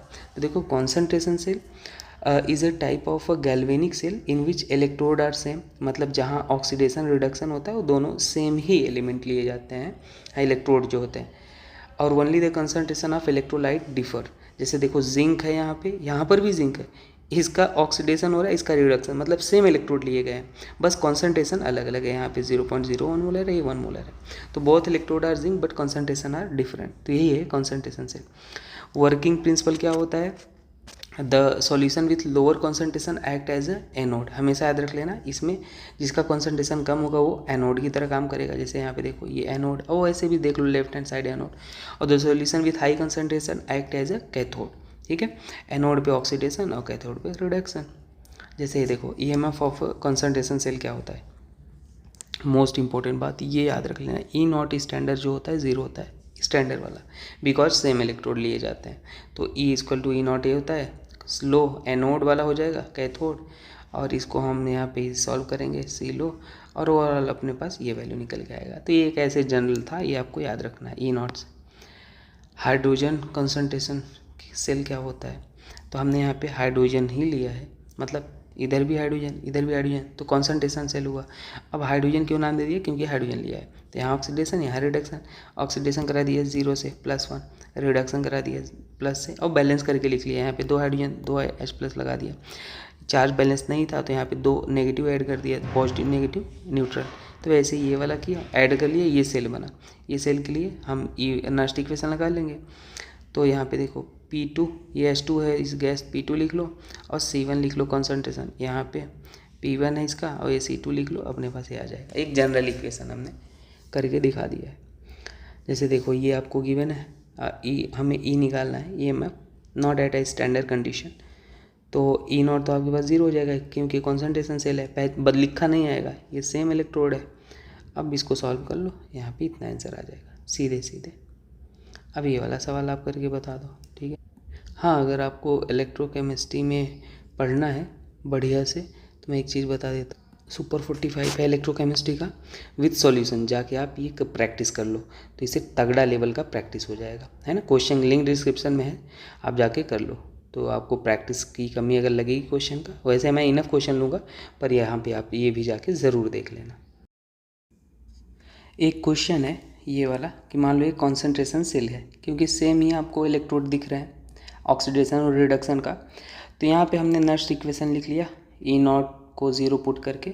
तो कंडीशन अगर स्पॉन्टेनियस रिएक्शन है तो हमेशा याद रख लेना, आपको बताया था कि जो ये वाला होता है एनोड वाला, सॉरी कैथोड वाला, उसका कॉन्सेंट्रेशन ज़्यादा होता है। तो अगर रिएक्शन स्पॉन्टेनियस है, तो जो कि आगे हम सीखने वाले हैं, तो ΔG <0 या ΔG नॉट <0 स्टैंडर्ड कंडीशन पे, और C2 > C1 होना चाहिए, ये आप याद रखना, ठीक है। आगे हम स्पॉन्टेनिटी के बारे में डिस्कस करते हैं, वही आने वाला है, ये तो हमने पढ़ लिया, ठीक। अब देखो स्पॉन्टेनिटी या फिजिबिलिटी ऑफ रिएक्शन, तो यहाँ पे एक, अगर कभी भी आपको ये बताना हो स्पॉन्टेनिटी ऑफ रिएक्शन या फिजिबिलिटी ऑफ रिएक्शन, तो वहाँ पे एक टर्म्स आता है Gibbs free energy. Gibbs free energy क्या होता है, it is a thermodynamic quantity that tells, इसी से हमें पता चलता है ΔG से कि रिएक्शन स्पॉन्टेनियस है या नहीं। गिब्स फ्री एनर्जी क्या होता है, is the maximum useful work done obtainable from a thermodynamic system at constant temperature and pressure. देखो सिंपल भाषा में बोलूँ तो, ध्यान से देखो, सिंपल भाषा में बोलूँ तो कंडीशन फॉर स्पॉन्टेनियस अगर आपको बताना है तो ΔG <0 होना चाहिए, और ई सेल <0, या ई नॉट स्टैंडर्ड ले लो, <0 होना चाहिए, ठीक है। मान लो ये आपको गिवन है, यहाँ पे आपको स्पॉन्टेनियस अगर बताना है सपोज कर लो तो डेल्टा जी लेस देन 0 होना चाहिए, E naught cell greater than 0, C2 की कंसनट्रेशन ज़्यादा होना चाहिए C1 से। ये कंडीशन फॉर स्पॉन्टेनियस है। लेकिन डेल्टा जी को हम डिराइव कैसे करते हैं, थोड़ा सा हम फॉर्मूला देखते हैं। देखो डेल्टा जी का जो मीनिंग होता है वो क्या होता है, useful work done by system. Negative useful, कोई भी जब वर्क डन होता है ना, work done by the system क्या होता है, नेगेटिव होता है। तो useful work done by system. अब डेल्टा जी क्या होता है, minus W electrical work done by system. Electrical work क्या होता है, the electrical work obtain from the cell equal to the decrease in delta G. तो ये आपको बस थ्योरेटिकली आप पढ़ लेना है, आगे हम आप समझोगे कभी, हम डिटेल में बताएंगे इसके बारे में। तो सिंपल सी बात है, डेल्टा जी क्या होता है, negative of useful W electrical. अब डेल्टा जी हम माइनस डब्ल्यू लिख लिए। अब हम इलेक्ट्रिकल वर्क करेंगे तो इलेक्ट्रिकल वर्क हमने इलेक्ट्रोड ले लिया, ये एनोड ले लिया, कैथोड ले लिया। इलेक्ट्रॉन यहाँ से यहाँ फ्लो हो रहा है और मान लेते हैं हम n mole of electron negative से पॉजिटिव जा रहा है। तो हमने इलेक्ट्रिसिटी में आप पढ़ते हो डेल्टा वी है ना, पोटेंशियल डिफरेंस क्या होता है, यहाँ पे पॉजिटिव नेगेटिव है तो पोटेंशियल क्रिएट होगा, delta V equal to W upon Q होता है। डब्ल्यू इक्वल टू क्या होता है, क्यू इंटू डेल्टा वी। हमें डब्ल्यू का फॉर्मूला निकालना है, तो ये हम इक्वेशन 1 मान लेते हैं। अब क्यू बराबर क्या होता है, n इंटू इलेक्ट्रॉन, कितने नंबर ऑफ इलेक्ट्रॉन है, तो charge on 1 electron multiplied by number of electron. तो चार्ज ऑन, हम क्यू की वैल्यू निकाल रहे हैं, एक charge on 1 electron equal to number of electron. तो हमें पता है चार्ज ऑन 1 इलेक्ट्रॉन होता है इतना, और हमारे पास कितने नंबर ऑफ इलेक्ट्रॉन है, देखो n नंबर ऑफ इलेक्ट्रॉन है। तो इसको हमने एक, वही बात है, एक टॉफी का प्राइस 2 रुपये, तो 10 टॉफी का price 10 into 2 n toffee, n को मल्टीप्लाई, तो हमने n इलेक्ट्रॉन थे तो 1 मल्टीप्लाई, और नंबर ऑफ इलेक्ट्रॉन इंटू 6.0, मतलब मोल ऑफ इलेक्ट्रॉन होते हैं बेसिकली, n मोल थे ना, n मोल इलेक्ट्रॉन, तो मोल को हमने ये लिख दिया। तो n इसको मल्टीप्लाई करने पे इतना आता है, basically q equal to n faraday आता है। मतलब कंक्लूजन ये निकला कि 1 फैरड की जो वैल्यू हो जाएगी, ये n मोल के लिए था, ये n मोल ऑफ इलेक्ट्रॉन के लिए था, कि चार्ज n फैरड, तो 1 फैरड बराबर charge on 1 mole of electron, और जो कि इक्वल आता है 96500 कूलॉम पर मोल। ठीक है, ये बहुत यूजफुल है, याद रखना। अब देखो हमने निकाला था W equal to Q into delta V, ये है ना, आपको समझाता हूँ डेरिवेशन। तो Q की वैल्यू हमने W की निकाली है NF, ठीक है, तो हमने पुट कर दिया बेसिकली। तो Q equal to NF delta V, delta G equal to आ गया NF, और यहाँ पे हमने क्या लिख दिया, इसको केमिस्ट्री की भाषा में इसको पोटेंशियल डिफरेंस को हमने E लिख लिया यहाँ पे। ठीक है, वो ये भी पोटेंशियल है, वो भी पोटेंशियल है केमिस्ट्री में, तो माइनस NF आ जाता है, क्योंकि हमने W बराबर क्या पढ़ा, माइनस डेल्टा जी, और डेल्टा अपन ने ये नेगेटिव वहाँ उस वाले इक्वेशन नंबर 1 से यहाँ से लिखा है, तो वैल्यू पुट करने पे अपने पास ये आता है। आप चाहे ये सब कुछ मत याद रखो, कोई मतलब नहीं है, आप इतना याद रख लो कि डेल्टा जी बराबर ये होता है, एट स्टैंडर्ड कंडीशन ये हो जाएगा। n क्या होता है, नंबर ऑफ इलेक्ट्रॉन मोल, और ये फैराडे, और ये स्टैंडर्ड। अब एक इक्वेशन होता है, ये समझो, delta G equal to delta G naught plus RT, ये भी याद रख लेना। अब स्पॉन्टेनियस है reaction, delta G less than 0, E naught cell greater than 0 होना चाहिए, ये भी याद रख लो। डेल्टा जी एक्सटेंसिव होता है, ई सेल इंटेंसिव होता है। ठीक है, और आप चाहे तो इनकी वैल्यू पुट कर लो, अभी जो निकाला ये। ठीक, तो एक चीज़ हमें पता है, नेक्स्ट इक्वेशन ये होता है। तो तरह तरह की केसेस पूछे जा सकते हैं। अगर E naught cell greater than 0, delta G less than 0 तो spontaneous, E naught cell less than 0, delta G greater than 0 तो नॉन स्पॉन्टेनियस, और ये अगर 0 ये 0 तो इक्विलिब्रियम पे होगा रिएक्शन। ठीक है, तो ये आपको याद रख लेना है, ई नॉट सेल या ये 0 है तो इक्विलिब्रियम, और एट इक्विलिब्रियम आप अगर ये 0 हो गया तो डेल्टा जी भी अपने पास क्या हो जाएगा, 0 हो जाएगा।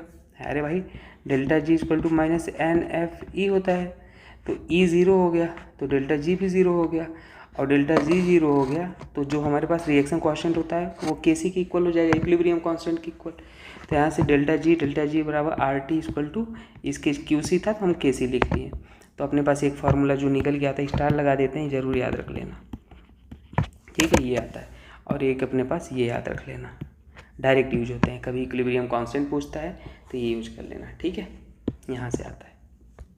ये कंडीशन है, कभी Kc greater than 1, log Kc greater than 0, तो ये स्पॉन्टेनियस, ये कंडीशन आप याद रख लो। चाहे लॉजिकली देखो, लॉजिकली निकालोगे तो बस आप ये याद रख लो, delta G less than 0, E naught greater than 0, mathematical के टर्म्स में सॉल्व कर लोगे, यही कंडीशन आएगा। ठीक है, तो ये सारी चीज़ें याद रख लेना है, ये इक्विलिब्रियम की condition. Delta G and K equilibrium. तो डेल्टा जी बराबर ये होता है, डेल्टा जी बराबर minus R L N T, और ये इतना, ये तो अपन ने पढ़ लिया, रिवीजन है। तो ये वेरी वेरी इंपॉर्टेंट ये फॉर्मूला था। बाकी आप याद रखो ना रखो, ये याद रख लेना कंडीशन, ये याद रख लेना, ठीक है। मैं इसको डिटेल में नहीं समझा, बस जो काम की चीज़ थी वो आपको बता दिया। अब केसी फॉर द इसके लिए निकालना था, तो देखो हम सबसे पहले ई नॉट निकाल लेते हैं, SRPF कैथोड माइनस ए नोट। तो ये आपको क्या गिवन है, -0.0, ये इतना गिवन है।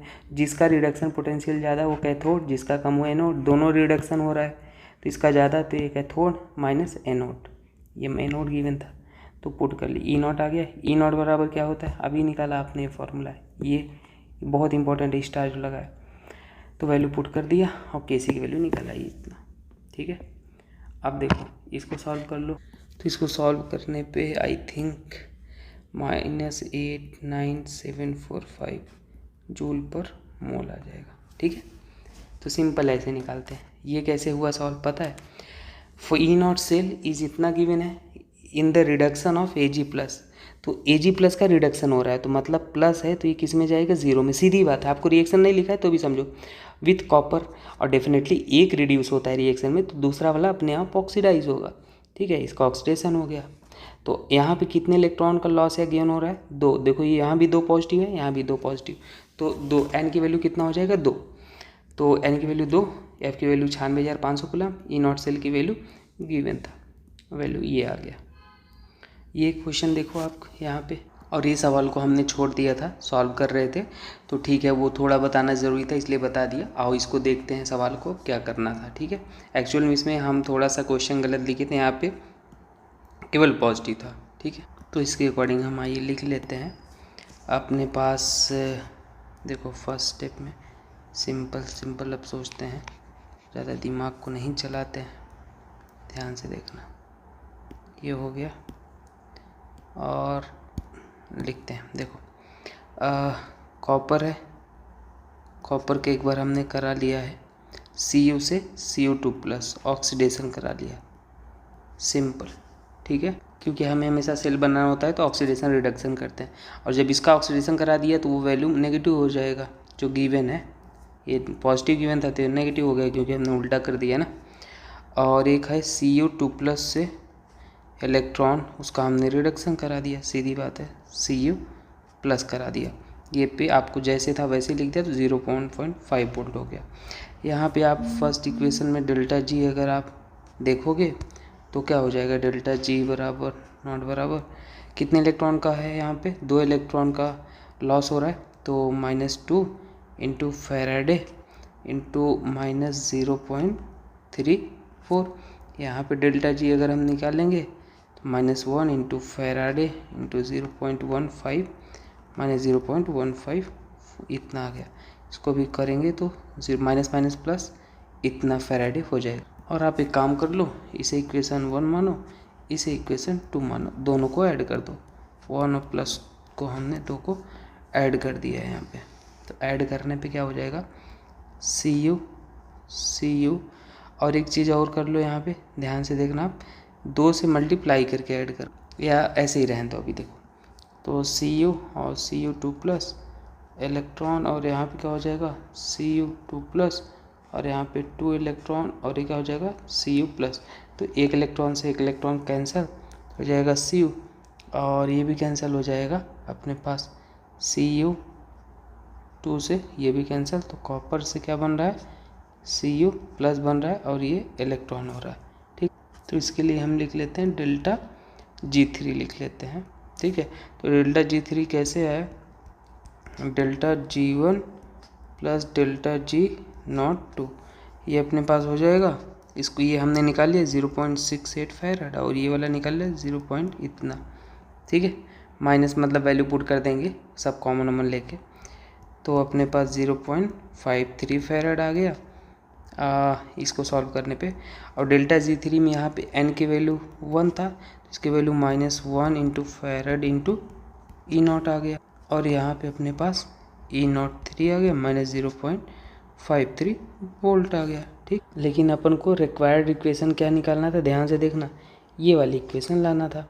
तो अब देखना अभी खेला करना है इसमें, तो हमारे पास ये आ गया 0.53 ई नॉट बराबर। अब देखो Cu2+ से हमारे पास एक इक्वेशन था Cu2+, ये कितना था 2 इलेक्ट्रॉन था। यहाँ पे ई नॉट आपको गिवन था -0.15 वोल्ट। और हमने एक इक्वेशन अभी जो निकाला Cu इलेक्ट्रॉन, इसको हमने उल्टा कर दिया, ये वाली इक्वेशन को उल्टा कर दिया हमने, है ना, रिवर्स किया है। तो कॉपर और वो भी अपने पास नेगेटिव था तो पॉजिटिव हो जाएगा। अब ये इक्वेशन जो है वो ये अपने पास, इसे मान लेते हैं थर्ड और इसे मान लेते हैं फोर्थ। थर्ड और फोर्थ को ऐड कर दो। थोड़ा सा मैं आपको स्लोली समझा रहा हूँ, है ना, एक एक स्टेप, तो इसलिए थोड़ा आपको लग सकता है यार कठिन है। तो थर्ड और फोर्थ को हमने ऐड कर दिया। तो थर्ड फोर्थ को ऐड कर दोगे तो डायरेक्ट ही आप देखो अब यहाँ पे क्या हो जाएगा समझ। तो देखो कॉपर प्लस 2 कॉपर प्लस हो जाएगा, 2 Cu+ हो जाएगा। और यहाँ पे ये Cu2+, ठीक है। और इस बारे में इलेक्ट्रॉन इधर एक ही है तो यहाँ एक ही इलेक्ट्रॉन रहेगा, तो बेसिकली ये भी कैंसल आउट हो जाएगा। तो बचेगा क्या, कॉपर ये। तो आपके पास ये रिक्वायर्ड इक्वेशन आ गई। और ये इक्वेशन को हम नाम दे देते हैं 5, मतलब ये 5 आ गया। तो 3 में कितना आया था, 3 में आपके पास था 0.53, इक्वेशन 3 देखना, इक्वेशन 4 -0.15 और ये इक्वेशन दे देगा 5। तो अपने पास ये इसको सॉल्व करने पे 0.38 वोल्ट, यही तो निकालना था, आंसर आ गया भाई। तो ये था सवाल तगड़ा। आई होप आपको ये चीज़ें समझ में आ गई होगी, ठीक है। तो ऐसे कर सकते हैं। चलो आगे देखते हैं। अब देखो SHG को समझाते हैं, स्टैंडर्ड हाइड्रोजन इलेक्ट्रोड क्या होता है। तो ये सहारा होता है एक तरीके से। मान लो आपको एनोड इलेक्ट्रोड ही गिवन है, एक ही इलेक्ट्रोड गिवन है, एक दूसरा नहीं गिवन है। सेल बनाने के लिए तो आपको ऑक्सीडेशन रिडक्शन दोनों चाहिए। तो हाइड्रोजन SHG सहारा बनता है, जो नहीं गिवन है वो बन जाएगा। तो इसको हम देखो, इसका रिडक्शन पोटेंशियल जो होता है वो 0 होता है, ऑक्सीडेशन पोटेंशियल जो होता है वो भी 0 होता है। तो जो नहीं गिवन होगा हम उस हाइड्रोजन को ले लेंगे, सिंपल सी बात है, ठीक है। इसको हम बैलेंस करके लिखेंगे। तो ये H2 था, 2H+, इलेक्ट्रॉन न्यूट्रल हो गया। H2 से 2H+, ये हम ऐसे मतलब लिख सकते हैं इसको, ठीक है। इस वाले को बैलेंस करने के, वैसे तो H2 से H+ में जा रहा था, बैलेंस करने के लिए 2 लगा लिया क्योंकि यहाँ पे 2 था। और हमने क्या किया, 2 इलेक्ट्रॉन ऐड कर दिया, तो पॉजिटिव नेगेटिव न्यूट्रल, क्योंकि यहाँ भी 0 चार्ज था। तो ये SHG का थोड़ा सेटअप देख लो, इसको ऐसे भी लिखते हैं, है ना। कंस्ट्रक्शन होता है, प्योर H2 यहाँ पे डालते हैं, ये थोड़ा लेड का होता है, PT का होता है, प्लेटिनम H2 को एब्जॉर्ब करता है, ठीक है। और कंसंट्रेशन यहाँ पे जो दिया गया है इसका HCl का, ये 1 मोलर होता है। तो इसके बारे में मैं नहीं बता रहा हूँ, बस आप समझो ये अकॉर्डिंग टू IUPAC इसका स्टैंड है SRP, SOP और SRP ये 0 होता है। चलो कैसे सेल कंस्ट्रक्ट करते हैं, जैसे मान लो find the electrode potential at 25 degree Celsius for H2SO4। अब देखो इसमें आधा ही सेल गिवन है, पूरा नहीं गिवन है, तो कैसे निकालोगे। तो आधा सेल गिवन है, कोई बात नहीं। सवाल H2SO4 है, H2SO4 को ब्रेक करोगे 2H+ मिलेगा। मतलब ये जो कॉन्सेंट्रेशन गिवन है ये पूरे का है। मान लो आपके पास एक गिलास शरबत है, तो उसकी जो मिठास रहेगी, चाहे 1 चम्मच अलग से निकाल लो, चाहे गिलास पी लो, सब मिठास तो सेम रहेगा, कॉन्सेंट्रेशन, ठीक है। तो देखो ये कॉन्सेंट्रेशन था, इसको हमें H+ की ज़रूरत थी केवल, तो हमने ये क्या किया, यहाँ पे जो भी कॉन्सेंट्रेशन इसमें था, इसमें 2 H+ थे तो 2 से हमने मल्टीप्लाई करके ये लिख लिया।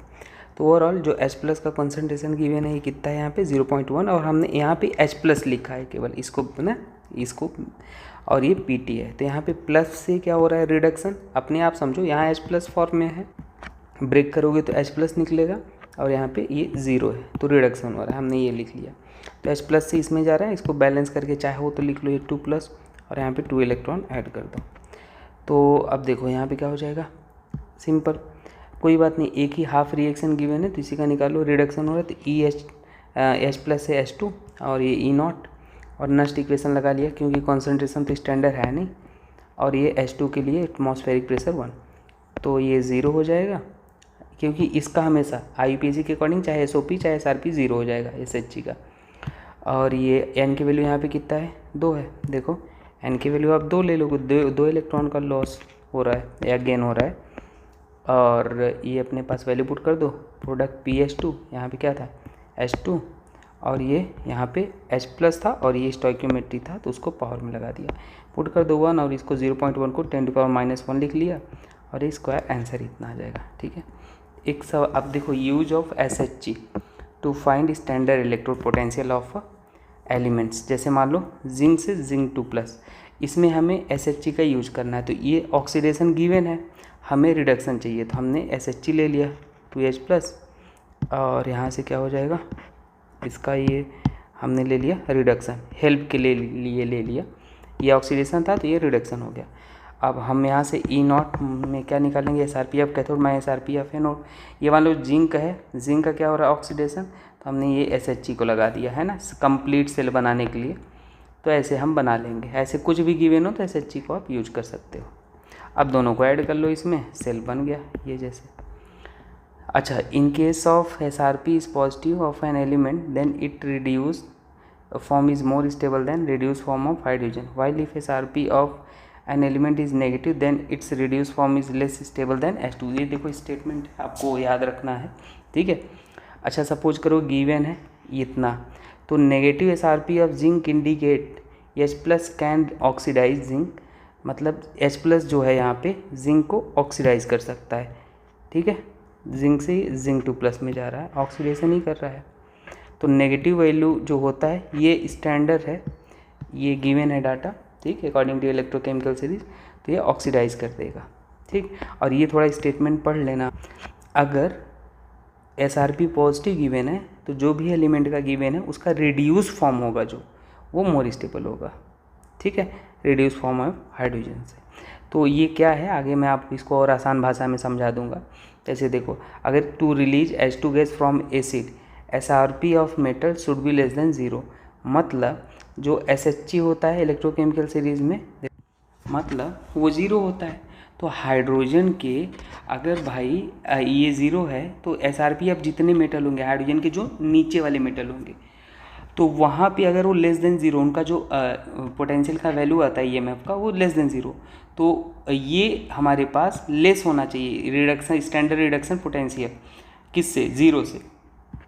इसका मतलब हुआ कि metal is more reactive than hydrogen, तो so it will displace hydrogen from acid.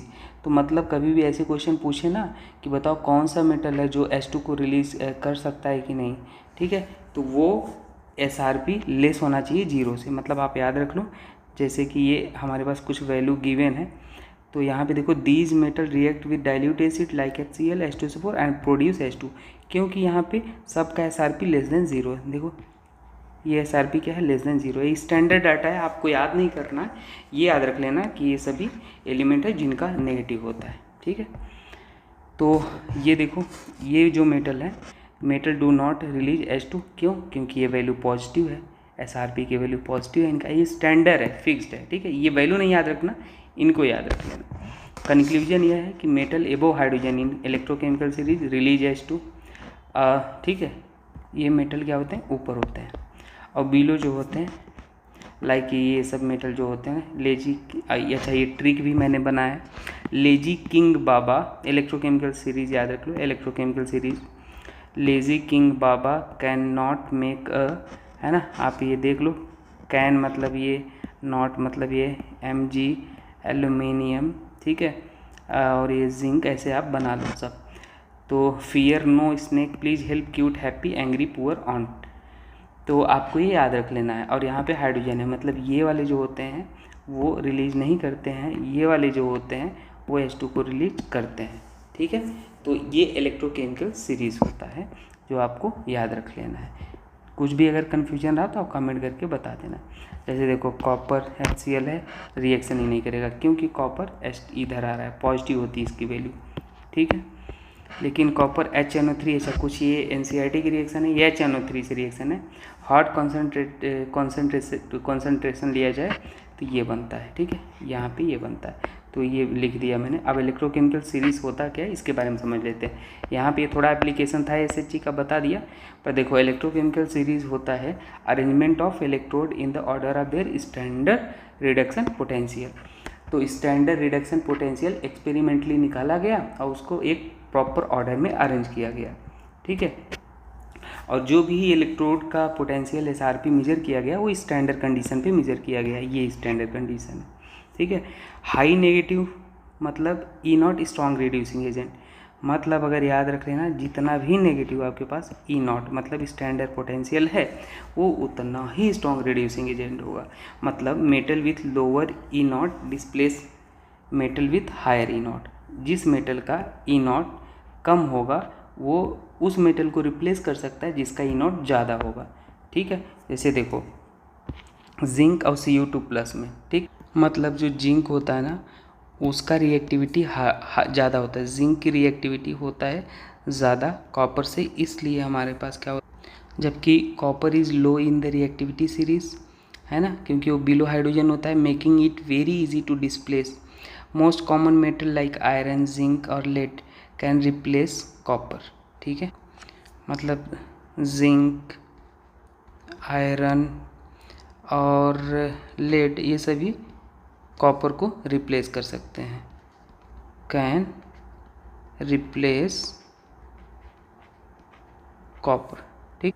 Copper zinc को कभी रिप्लेस नहीं करता है, तो ये आपको याद रख लेना है। जैसे यहाँ पे मैं लिख मतलब एक रिएक्शन अगर लिखूँ मैं, मान लो यहाँ पे जिंक है और यहाँ पे कॉपर सल्फेट है, तो जिंक जो है भाई वो रिप्लेस कर देगा किसको, कॉपर सल्फेट को कॉपर से, और यहाँ पे क्या बना लेगा, जिंक, ध्यान से देखना, जिंक ZnSO4, ठीक है। एक मैंने ऐसे आपको समझाने के लिए रिएक्शन लिख दिया। ये इलेक्ट्रोकेमिकल सीरीज है जो कि डाटा है कुछ आपको याद रखना है, सबसे इम्पोर्टेंट है ये वैल्यू।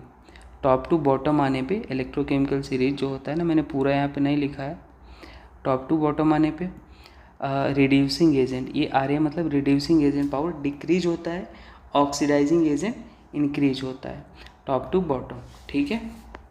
अब देखो ये मैंने इधर लिख दिया है पूरा, बाकी का ये इधर से ऐसे, और फिर इधर नीचे जगह नहीं था तो हमने इधर लिख दिया। स्ट्रॉन्गेस्ट ऑक्सीडाइजिंग एजेंट क्या हो जाएगा, F2+, क्योंकि रिड्यूसिंग पावर घटता है तो ऑक्सीडाइजिंग पावर बढ़ेगा, ठीक है। और स्ट्रॉन्गेस्ट रिड्यूसिंग एजेंट की बात करते हैं Li, लिथियम, ठीक। डिस्प्लेसमेंट ऑफ H2, अब इसका एप्लीकेशन हम देख लेते हैं। फ्रॉम एसिड, तो ये हमने पहले पढ़ लिया कि element below hydrogen in the series can displace H2 from acid. Below hydrogen जो होते हैं सोडियम, तो यहाँ पे element below H2 in a series can't displace, अभी ऊपर तो पढ़ा आपने, है ना, कहाँ गया वो, हाँ ये मेटल एबो hydrogen in electrochemical series release H2, below वाले नहीं करते तो कांट वहाँ पे लिखना है, ठीक है। तो ये वाले मतलब क्या होते हैं, एबो होते हैं तो रिलीज करते हैं, हाइड्रोजन के बिलो वाले नहीं करेंगे। ये कुछ स्पेशल रिएक्शन है वो आपको एज इट इज़ याद रख लेना, कोल्ड डाइल्यूट, कोल्ड कंडीशन में। डिस्प्लेसमेंट ऑफ हाइड्रोजन, ये ऑक्सीडाइजिंग पोटेंशियल है, रिड्यूसिंग पोटेंशियल है, तो ये ऑर्डर आपको याद रख लेना है, ठीक है। एक जनरल रिएक्शन है कि F2 अगर X माइनस से करता है, ये जनरल मैंने रिएक्शन लिख दिया है, कभी कभी आपको फेजिबिलिटी रिएक्शन पूछता है, इनमें से कोई भी पैटर्न आता है तो फेजिबल होगा, आप याद रखना इसको, ठीक है। Displacement of H2 from water, only very reactive metal can displace H2 from water, जैसे पोटेशियम, सोडियम, कैल्शियम, ये बहुत ज़्यादा रिएक्टिव हैं तो ये वाटर से H2 रिलीज करते हैं। Metal having very negative SRP can remove hydrogen from water, जैसे metal that can react with hot water steam, ये वाले जो होते हैं हॉट वाटर से रिएक्ट कर सकते हैं और H2 रिलीज कर सकते हैं, तो सारे आपको पॉइंट याद रख लेना है। Oxide which are above copper are unstable and decompose on heating to give metal and O2, तो जैसे ये होते हैं थोड़ा एबो होते हैं कॉपर के, तो ये हीट करने पे O2 दे देते हैं और मेटल दे देते हैं, HgO मेटल और O2 दे देते हैं। मेटल कार्बोनेट क्या होते हैं, हीट करने पे मेटल ऑक्साइड और CO2 देते हैं, जैसे मेटल कार्बोनेट कोई भी हो गया, ये वाले के छोड़ के बाकी कोई हो सकते हैं, बेरिलियम मैग्नीशियम वाले, तो MO दे देंगे और CO2 दे देंगे, एक जनरल हमने फार्मूला लिख दिया, जैसे ये सारे हैं आप देख लो, ठीक है। एप्लीकेशन किसका, इलेक्ट्रोकेमिकल सीरीज़ का, कि भाई स्पॉन्टेनिटी ऑफ रिएक्शन बताता है, सभी तो आप देख रहे हो, है ना, कब H2 निकलेगा नहीं निकलेगा। EMF ऑफ अ सेल हम कैलकुलेट करते हैं, प्रेडिक्ट मेटल रिएक्टिविटी, ईएमएफ कैसे करते हैं, तभी तो एसआरपीएफ कैथोड एनोड गिवन होता है। कहाँ से? वो एक्सपेरिमेंटली डाटा तो है, ठीक है। और एक चीज़ बता दूं, इलेक्ट्रोकेमिकल सीरीज वहाँ पे कैटायन, ये नॉर्मल तरीके से लिख दिया है मैंने, बात वही है, कोई दिक्कत नहीं है। ऐसे भी कोई कोई लोग लिखते हैं। तो reactivity and reducing power decrease होता है टॉप टू बॉटम। एक क्वेश्चन बड़ा ही फेमस है, स्टार लगा लेना, हमेशा जेईई नीट में यही पूछता है। एसआरपी जो होगा वो directly proportional to oxidising agent हो जाएगा। जैसे एबीसी गिवन है, ये आपको रिड्यूसिंग पावर बताना है। आपको गिवन क्या है? ये mn+, ये क्या है? mn+ मतलब इंडिकेट कर रहा है कि ये वैल्यू आपको क्या गिवन है? स्टैंडर्ड रिडक्शन पोटेंशियल गिवन है, प्लस से 0 में जा रहा है। तो अगर एसआरपी की वैल्यू मान लो ज़्यादा है तो ऑक्सीडाइजिंग एजेंट ज़्यादा है। तो मान लो ऑक्सीडाइजिंग एजेंट का अगर आप लिखोगे ऑर्डर, तो कहाँ पे ज़्यादा हो जाएगा? जहाँ पे एसआरपी ज़्यादा, बी, फिर ए, फिर सी। रिड्यूसिंग एजेंट का अगर ऑर्डर लिखोगे जस्ट उल्टा, सी ए बी, ठीक है। तो ये आपको ऑर्डर याद करना, मतलब समझना है कि अगर रिड्यूसिंग पावर पूछता है तो negative value of SRP value, तो रिड्यूसिंग पावर मतलब सी सबसे ज़्यादा नेगेटिव यही है, तो ये हो गया। ऑक्सीडाइजिंग में पॉजिटिव देखते हैं, ठीक है। तो ये बड़ा फेमस क्वेश्चन है, आप याद रखना ये कॉन्सेप्ट, ठीक है। आपके इसी से मेजर क्वेश्चन आएंगे। इलेक्ट्रोलिटिक्स, तो देखो इलेक्ट्रोलिटिक सेल आ जाए, हमने गैल्वेनिक सेल के बारे में पूरा अच्छे से पढ़ लिया। इलेक्ट्रोलिटिक सेल क्या होता है? A device in which electrical energy is use to drive a non spontaneous reaction, chemical reaction.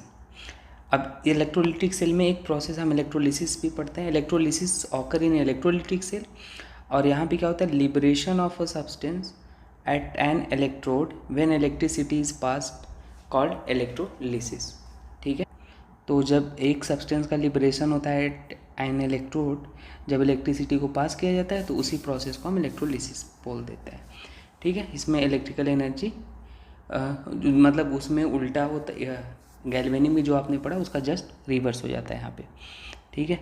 तो यहाँ पे मैं आपको कंस्ट्रक्शन इसका कैसे होता है बता देते हैं। देखो इधर तो अपन ने एनोड लिया, लेफ्ट हैंड साइड कोई दिक्कत नहीं, राइट हैंड साइड कैथोड लिया। याद रखो आप जब लेफ्ट हैंड साइड लेते थे लोन, यहाँ पे नेगेटिव चार्ज होता था, लेकिन इसमें क्या होता है ऑक्सीडेशन ही, लेकिन इसमें क्या हो जाएगा? Positive side. इधर क्या हो जाता है? इधर पॉजिटिव होता था तो इधर नेगेटिव हो जाता है। गैल्वेनिक में इधर पॉजिटिव होता था, यहाँ पे नेगेटिव हो जाएगा। और बाकी ये एनोड ही कहा जाएगा, कैथोड, बस साइन चेंज हो गया। यहाँ पे जो हमने सॉल्यूशन लिया है मोल्टेन फ्यूज्ड सॉल्ट NaCl लिया है, ठीक है। तो मोल्टेन NaCl को ब्रेक करेंगे Na+Cl-। तो याद रखना, तो जो Na पॉजिटिव था वो किसकी तरफ जाएगा? कौन से? इसके नेगेटिव की तरफ जाएगा, और जो Cl नेगेटिव था वो पॉजिटिव की तरफ जाएगा। तो याद रख लेना, जो कैटायन होता है, कैटायन कैथोड पे जाता है। देखो कैटायन कैथोड पे जा रहा है। अनायन जो होता है ये एनोड पे जाता है, अनायन है ये एनोड पे जाएगा, ठीक है। तो सीधी सी बात है, एनोड पे क्या होता था? एनोड पे ऑक्सीडेशन होता था भाई, एनोड पे ऑक्सीडेशन होता था, तो इसका ऑक्सीडेशन हुआ है, देखो नेगेटिव से ये 0 में जा रहा है। और कैथोड पे क्या होता था? ऑक्सीडेशन होता था, तो ये इस पे रिडक्शन होता था। ऑक्सीडेशन तो कर दिया ना, इस पे रिडक्शन होता था, तो यहाँ पे प्लस से किस में जा रहा है? 0 में। यहाँ पे हो रहा है रिडक्शन। पॉजिटिव चार्ज में डिक्रीमेंट, रिडक्शन, इंक्रीमेंट, ऑक्सीडेशन, यही होता है इलेक्ट्रोलिटिक सेल में। अब factor on which product depend करता है, तो नेचर ऑफ इलेक्ट्रोलाइट, कौन सा इलेक्ट्रोलाइट लिया, मीडियम ऑफ इलेक्ट्रोलाइट, मोल्टेन लिया कि एक्वस लिया, कॉन्सेंट्रेशन ऑफ इलेक्ट्रोलाइट, डाइल्यूट या कैसा लिया कॉन्सेंट्रेशन। अच्छा, नेचर ऑफ इलेक्ट्रोड, इनर्ट लिया जैसे PT ग्रेफाइट, ये डू नॉट रिएक्ट, इनर्ट ले लिया तो ये तो रिएक्शन में पार्टिसिपेट नहीं करेंगे। एक्टिव इलेक्ट्रोड जो होते हैं copper Ag participate in reaction, ठीक है। अब कैसे हम इलेक्ट्रोलिसिस कराते हैं आइए वो देखते हैं। तो rules for product formation in electrolysis, तो सबसे पहले try to write anode reaction first, जैसे कि हमने वही वाली लिया है, इसी को एज्यूम किया है, तो एनोड वाली रिएक्शन ये थी, एनोड पे ही, तो एनोड का हमने लिख लिया 2Cl- है Cl2, ये हो गया। या कभी कभी हम इसी को ऐसे लिखते हैं Cl- है 2 हाफ Cl2, ये कट्टम कुट्टम हो गया और ये बैलेंस करके, है ना। और उसके बाद ये पहला, अगर मान लो हेलोजन गिवन है Br- I-, तो ये गैस बनाते, Br है तो Br2 बना देना, I है तो I2 बना देना।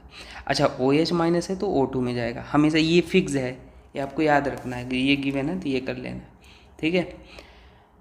Assume inert PT electrode unless mentioned, अगर है ना पीटी इलेक्ट्रोड यूज़ करना है अगर मेंशन नहीं किया है तो, जब तक मेंशन नहीं किया। मोल्ड पहला केस लेते हैं, कैसे प्रोडक्ट बनाएंगे, मोल्टेन इलेक्ट्रोलाइट।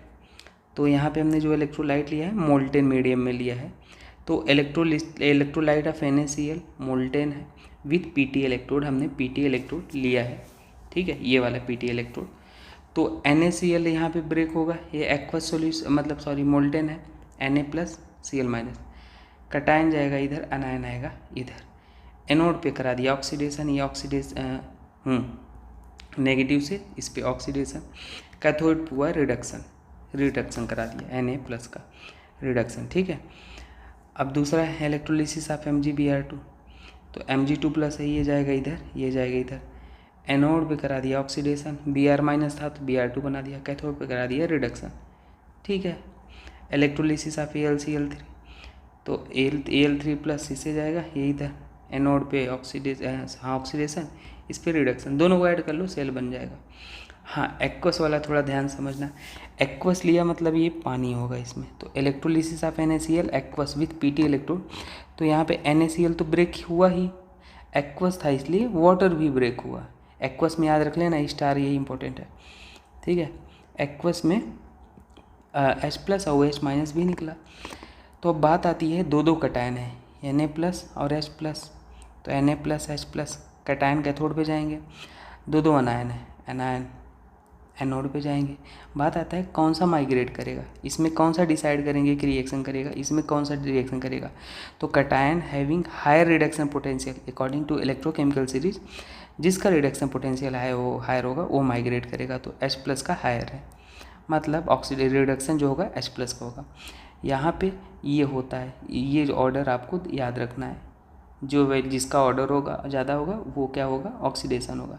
ClOH में किसका ज़्यादा होता है, Cl का ज़्यादा होता है, तो ये जाएगा, तो कर लो रिएक्शन, H+ का रिडक्शन करा दिया, यहाँ पे बैलेंस करके लिख लिया, Cl का हमने ऑक्सीडेशन करा दिया, दोनों को ऐड कर लिया, ये सेल बन गया। अच्छा यहाँ पे H2 गैस रिलीज हो रहा है कैथोड पे, Cl2 गैस इवॉल्व हो रहा है एनोड पे, और सॉल्यूशन कैसा है, बेसिक सॉल्यूशन, क्योंकि यहाँ पे देखो ये तो यूज हो जा रहा है, H+ तो यूज हो जा रहा है ना भाई, यहीं पे तो H+ जा रहा है, तो बचा क्या रिएक्शन में OH-, इसलिए इसने क्या बोल दिया, बेसिक सॉल्यूशन होगा ओवरऑल। अगर एक्वस NaCl लिया विथ Hg इलेक्ट्रोड, तो NaCl एक्वस है तो H+ होगा। अब इसमें एनोड पे क्या हो जाएगा, ये और ये, तो इसमें कौन सा किसका रिएक्टिविटी ज़्यादा है, Cl का, ठीक है, तो इसका हमने करा दिया एनोड वाला रिडक्शन।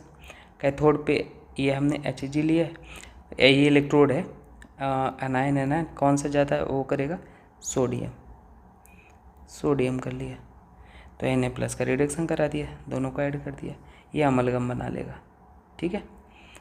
अब देखो ये इलेक्ट्रोलाइट है, अब जैसे बहुत सारे वैरायटी कितना आप लिखोगे, तो कुछ आपको याद रख लो, NaCl कैथोड पे ये निकलेगा, एनोड पे निकलेगा, कैथोड पे निकलेगा, एनोड पे, तो ये सब हमने इलेक्ट्रोलाइट ले लिया है, आप कितने टाइप के, और ये निकलेंगे, ठीक है, कैथोड एनोड कौन सा लिया, एक्वस लिए गए हैं, तो आपको याद रख लेने हैं। हाँ electrolysis of aqueous CuSO4 with PT electrode क्या हो जाएगा, तो CuSO4 है, इसका हमने लिख लिया Cu2+ है, SO4-, पहले अनायन में ब्रेक कर लिया, एक्वस है, वो एक्वस है तो पानी भी होगा। अब इसमें देख लिया कैथोड पे इसकी रिएक्टिविटी ज़्यादा, तो इसका रिडक्शन कराने का, और इसमें OH का ज़्यादा, देखो ये मैंने लिख दिया है, तो OH का ऑक्सीडेशन कराने का। अच्छा OH- जो होता है O2 रिलीज करता है, और यहाँ पे O2 रिलीज कर दिया, तो बैलेंस करने के लिए हमने जितने H थे, इधर 4 H थे तो 4 H इलेक्ट्रॉन ऐड कर लिया, इधर 2 से मल्टीप्लाई कर लिया, 4 H हो गए, ठीक है। तो copper is deposited at cathode, याद रखने ना, कॉपर कहाँ जा रहा है, कैथोड पे, कैटायन है तो कैथोड पे जाएगा। O2 इवॉल्व, ये वाला एनोड वाली रिएक्शन है तो एनोड पे बनेगा, और यहाँ पे OH- यूज हो रहा है तो ये बचा रहेगा, तो सोल्यूशन एसिडिक हो जाएगा, ठीक है। एक्वस CuSO4 विथ, तो यहाँ पे एनोड पे क्या हो जाएगा, कॉपर, कैथोड पे ये हो जाएगा, ये एक्वस याद रख लेना विथ कॉपर इलेक्ट्रोड, यहाँ पे पीटी इलेक्ट्रोड था, कॉपर ही इलेक्ट्रोड है तो यहाँ पे ये एनोड, ये कैथोड। ठीक, तो ये चीज़ें याद रख लेना। Electrolysis of concentrated H2SO4 with PT electrode, तो देखो क्या हो जाएगा, H2SO4 को लिया, कॉन्सनट्रेटेड लिया है, तो H+ और SO4- कैथोड पे क्या हो जाएगा, H+ की रिएक्शन आप लिखोगे, कैथोड पे क्या होता है, रिडक्शन, तो इसका हमने रिडक्शन करा दिया। एनोड पे SO4 क्या हो जाएगा, H2O इतना, तो मतलब जो H2O और SO4 में भाई यहाँ पे क्या ले लोगे, H2O भी ले लोगे ना, H2O में H2O है ना, एक्वस है तो H2O भी, अगर इन केस लेते हो एक्वस में, तो H2O का जो ऑक्सीडेशन पोटेंशियल है ज़्यादा होता है SO4 से, but due to high concentration of SO4, क्योंकि कॉन्सेंट्रेशन लिया था आपने, है ना, तो हाई कॉन्सेंट्रेशन है SO4 का, इसलिए ऑक्सीडेशन विल है SO4 तो इसका हो जाएगा, तो SO4 का ऑक्सीडेशन करा दिया। यहाँ ऑक्सीडेशन नंबर निकाल के देखो, ये ऑक्सीडाइज हो रहा है। ठीक है, सिमिलर ये होता है, डाइल्यूट लेते हो तो यहाँ पे डाइल्यूट H+ H2 में जाएगा, मतलब सीधी सी बात है, H2SO4 है तो यहाँ H+ होगा, SO4 होगा, तो H+ का ज़्यादा है तो इसलिए हमने इसका रिडक्शन करा दिया। और यहाँ पे H2O जो है डाइल्यूट मीडियम में, इसका यहाँ पे H2 में गया, देखो जो ऑक्सीडेशन यहाँ पे H+ से H2 में जा रहा है, रिडक्शन पोटेंशियल होता है इसका ज़्यादा होता है कंपेयर टू वाटर से, तो but due to very less concentration, मतलब डाइल्यूट है, तो H+ आयन विल रिड्यूस, तो इसलिए हमारे पास यहाँ पे ये एनोड वाली रिएक्शन आ जाएगी पूरा, और यहाँ पे ये हमारे पास overall H2O will get oxidize, तो यहाँ पे ओवरऑल रिएक्शन आपके पास क्या हो जाएगा, H2O विल रिड्यूस होगा और यहाँ पे H2O विल ऑक्सीडाइज होगा इस वाले केस में। ठीक है, तो इसको मैं ज़्यादा लोड नहीं दिया आपको समझने में, बस आप इसको याद रख लो कौन सा प्रोडक्ट क्या बन रहा है। ठीक है, तो ये तो मैंने आपको बता दिया, ये याद रख लेना, ऊपर लिस्ट दे दिया। Application of electrolysis, gold plating होता है, क्रोमियम प्लेटिंग होता है ना, extraction of metal, purification of metal होता है, इलेक्ट्रो रिफाइनिंग मेटल, ये सभी यूज होते हैं। अब हम देखते हैं फैराडे लॉ। तो फर्स्ट लॉ ऑफ फैराडे है और इसके बाद सेकेंड लॉ अपन पढ़ेंगे। तो फर्स्ट लॉ के अकॉर्डिंग सीधे सीधे पढ़ लो कि जो वेट होता है डिपॉजिट होता है is directly proportional to quantity of a charge, मतलब weight deposited during electrolysis is directly proportional to the charge. और जब डायरेक्टली प्रोपोर्शनल का साइन हटाओगे तो एक फार्मूला निकल के आएगा, तो यहाँ पे हमने इसको हटाया तो Z आ गया एक कांस्टेंट के तौर पे, और W जो Z होता है वो क्या होता है, इक्विवेलेंट, इलेक्ट्रोकेमिकल इक्विवेलेंट बोलते हैं, जो कि equivalent weight divide by Faraday होता है। और इक्विवेलेंट वेट क्या होता है पता है, weight upon molecular weight upon N factor. फॉर्मूला कहाँ से आता है, देखो वेट, इक्विवेलेंट वेट को हमने क्या लिख लिया, molecular weight divide by N factor होता है, और वेट अपॉन मॉलिकुलर वेट को अपन क्या लिख लेंगे, I/T अपॉन फैराडे होता है। तो मोल बराबर क्या होता है, मोल बराबर होता है वेट अपॉन मॉलिकुलर वेट, और इक्विवेलेंट वेट बराबर भी आप लिख लो क्या होता है, molecular weight divide by N factor. तो ये ओवरऑल जब ऊपर चला जाएगा समझना, वेट अपॉन मॉलिकुलर वेट हो गया और ये एन फैक्टर ऊपर चला गया, तो वेट अपॉन मॉलिकुलर वेट को अपन ने क्या लिख लिया, मोल लिख लिया, इतने को क्या लिख लिया अपन ने, मोल लिख लिया, तो ये मोल हो गया, ये एन फैक्टर हो गया, तो ये फार्मूला निकल के आ जाता है। तो इसलिए हमने आपको बताया डिराइव करके कैसे आता है। क्वेश्चन आओ देखते हैं कैसे क्वेश्चन सॉल्व करने का तरीका। एक चीज़ और कि 1 फैराडे को क्या बोलते हैं, तो 1 फैराडे इक्वल टू ये वैल्यू होती है जो कि आपको याद रख लेनी है। ठीक, तो 1 फैराडे 96500 कूलम, या इतना इलेक्ट्रॉन, या इसी को 1 मोल इलेक्ट्रॉन बोलते हैं 1 फैराडे को। और क्वेश्चन बड़ा इजीली सॉल्व होते हैं, कैसे होते हैं देखो, जैसे पूछा how much electricity is required to prepare 5 इतना kg of aluminium by electrolysis of AlCl3। तो AlCl3 में एल्युमिनियम किस में होगा, +3 में होगा, और ये मैक्सिमम ऑक्सीडेशन स्टेट है, तो ये किस में जाएगा, क्या बोला है, प्रिपेयर इतना kg ऑफ एल्युमिनियम, हिंट भी दे रखा है कि AlCl3 से क्या बन रहा है, Al, तो Al3+ से इसमें +3 में है, इससे कोई मतलब नहीं है, Al में जा रहा है, तो यहाँ 3 इलेक्ट्रॉन है। आपको पता है 1 फैराड बराबर 1 इलेक्ट्रॉन होता है, तो 3 इलेक्ट्रॉन बराबर 3 फैराड, ये वही बात है, एक टॉफ़ी का प्राइस 1 रुपये, तो 3 टॉफ़ी का प्राइस 3 रुपये, तो 1 फैराडे से 1 मोल इलेक्ट्रॉन, तो 3 इलेक्ट्रॉन से मतलब मोल इलेक्ट्रॉन से 3 फैराडे, तो 3 फैराडे से 1 मोल एल्युमिनियम मिल रहा है, या इसी को हम ऐसे लिख लेंगे, और 1 मोल एल्युमिनियम से 3 फैराडे रिक्वायर्ड है 4। तो 1 मोल से कितना रिक्वायर्ड होगा, 1 मोल से ही ये गिवन है, 1 मोल से 3 फैराडे है, और गिवन कितना था यहाँ पे, कितना, इतना मोल में चेंज, क्योंकि ये मोल से फैराडे में लैंग्वेज में बात कर रहा है, तो ये आप मोल में चेंज करो पहले। तो वेट हमने ग्राम में चेंज कर लिया, केजी में था तो मल्टीप्लाइड बाई 1000 करके, मॉलिक्यूलर वेट 20, तो इतना मोल है।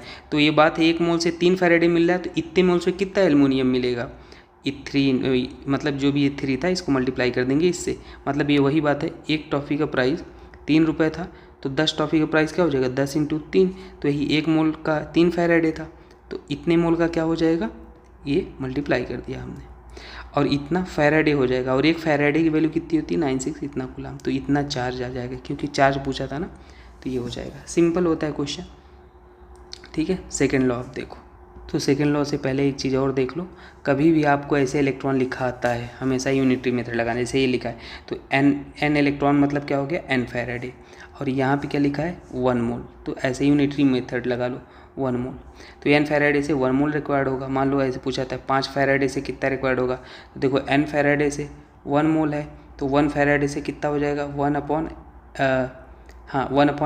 और 5 फैराडे से कितना हो जाएगा 5 × 1/n, ये हो जाएगा, ठीक है।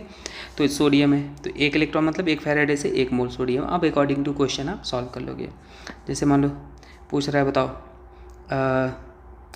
हमें कितना 0.5 मोल एल्युमिनियम के लिए हमें चार्ज निकालना है, फैराडे कितना रिक्वायर्ड होगा।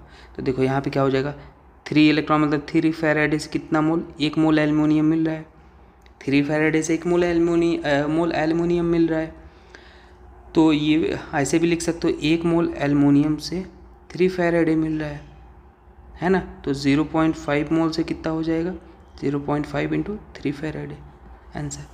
तो ये बहुत शॉर्टकट तरीका होता है सॉल्व करने का, ऐसे ही करना।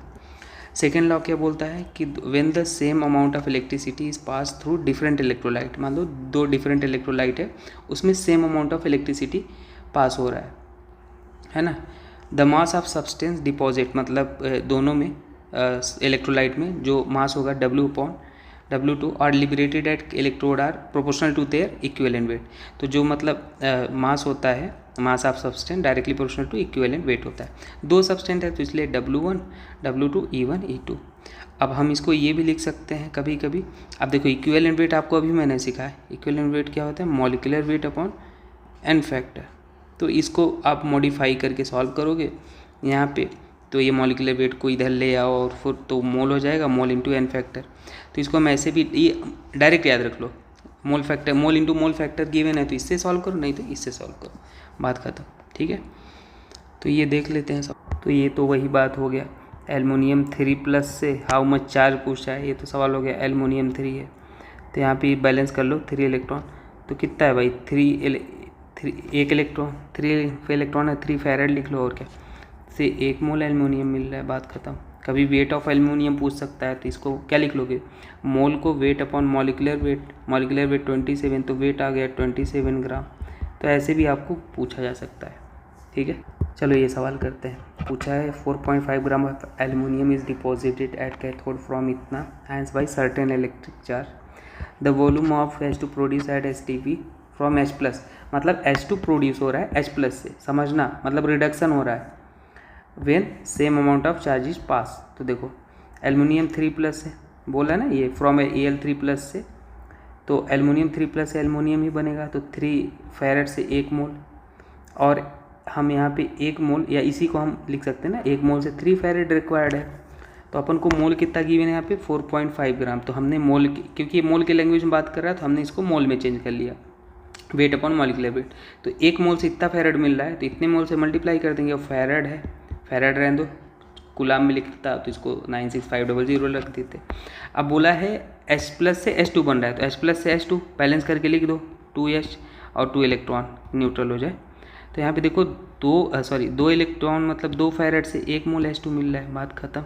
अब देखो इसको हम वेट वॉल्यूम के टर्म्स में निकाल लेते हैं, 2 फैराड से 1 मोल H2 मिल रहा है, तो 1 फैराड से 1/2 हो जाएगा, है ना, ये वही बात है, 4 टॉफ़ी का प्राइस 2 रुपये है, तो बताओ 2 टॉफ़ी का प्राइस 2/4 हो जाएगा, सॉरी हाँ तो यहाँ पे क्या हो जाएगा 1 फैरेड से 1/2, तो 0.5 फैरेड से, इसी के लिए तो पूछा था ये, तो मल्टीप्लाई कर दिए, इतना आ गया। अब मोल इतना आ गया, मोल बराबर वॉल्यूम अपॉन 22 होता है, तो 1/4 V/2 वॉल्यूम आ गया। तो क्योंकि वॉल्यूम पूछा था ना, तो कुछ भी आपसे पूछ ले आप बता पाओगे, सेम अमाउंट ऑफ, तो द वॉल्यूम पूछा था ना, तो ये आ गया। नेक्स्ट सवाल, 5 ampere current is supplied through a solution of zinc sulphate for 40 minute, find amount of zinc deposit. Simple है, तो Q बराबर क्या होता है I × 2T, तो I आपको करंट गिवन है और यहाँ पे T 40 मिनट है, उसको सेकंड में चेंज कर लिया, समझना। और सेकंड में भी नहीं चेंज किया, हम 1 फैराडे बराबर क्या होता है ना, इतना कूलाम होता है, तो 1 कूलाम बराबर क्या हो जाएगा, इतना फैराडे। फैराडे में हमने चेंज करने की कोशिश की, तो हमने क्या किया, ये कूलाम जो था ना, क्योंकि Q बराबर I × T × कूलाम में है, तो इसको कूलाम को हमने इससे मल्टीप्लाई करके फैराडे में चेंज कर दिया, और ये सॉल्व करके अपन 1/8 आ गया। समझना, बहुत ही इंपॉर्टेंट चीज़ है, धोखा हो जाता है, डायरेक्ट लिख देता कभी समझ नहीं पाते, है ना।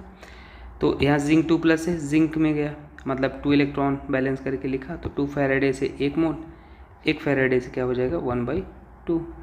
अब देखो पूछा कितने के लिए था, 1/8 फैराडे, तो 1/1 से 1 टॉफ़ी का प्राइस इतना है, तो फिर 1/8 टॉफ़ी का मल्टीप्लाई कर दिया, बात खत्म। तो इतना आ गया, और ये मोल आया, मोल बराबर क्या होता है weight upon molecular weight, zinc का मॉलिक्यूलर वेट 65, तो वेट आ गया 4 ग्राम। तो सिंपल है, आसान से, बस आपको अप्रोच करना आना चाहिए। नेक्स्ट सवाल देख लो, electrolysis of dilute aqueous NaCl was carried out by passing 10 ampere current, find the required to liberate इतना molar H2 gas at cathode. देखो Q बराबर IT होता है, ठीक है, और इलेक्ट्रोलिसिस हो रहा डाइल्यूट मीडियम में, मतलब पानी है NaCl का, तो पानी है तो H2O से क्या मिलेगा, हमेशा याद रख लेना, यहाँ से OH- और H2, ठीक है। और ये कैसे पता चला, ये बोल भी रहा है कि जब 10 मिली एम्पियर करंट पास हो तो find time required to liberate इतना H2 गैस एट कैथोड, तो H2O से ये इक्वेशन आप समझ लो ऐसे केसेस में, तो H2OH मिलेगा, और यहाँ पे 2 फैराडे से 1 मोल H2 मिल रहा है, H2 लिबरेट यहीं से तो होगा डाइल्यूट, और 1 मोल से 2 फैराडे हो जाएगा, और करके लिखे हैं इसी को हमने, है ना, इसको इधर ले आ दिए क्योंकि जो पूछा है वो इधर रहना चाहिए। तो 1 मोल से इतना, तो 0.0 मोल से कितना हो जाएगा, तो इतना मल्टीप्लाई कर देंगे, और Q बराबर I × T, ये सॉल्व करने पे T अपने पास इतना आ जाएगा, सिंपल है। अब देखो दूसरे फेज में इंटर मारते हैं अपन रेजिस्टेंस। तो रेजिस्टेंस क्या होता है भाई, जो रुकावट है ना, रेजिस्टेंस करंट में रुकावट, तो रेजिस्टेंस को R से लिखते हैं, ये R बराबर होता है ρL/A। रो क्या होता है रेजिस्टिविटी या स्पेसिफिक रेजिस्टेंस बोलते हैं, L क्या होता है सेपरेशन बिटवीन इलेक्ट्रोड, 2 इलेक्ट्रोड हैं उसके बीच में सेपरेशन जो है उसको बोलते हैं।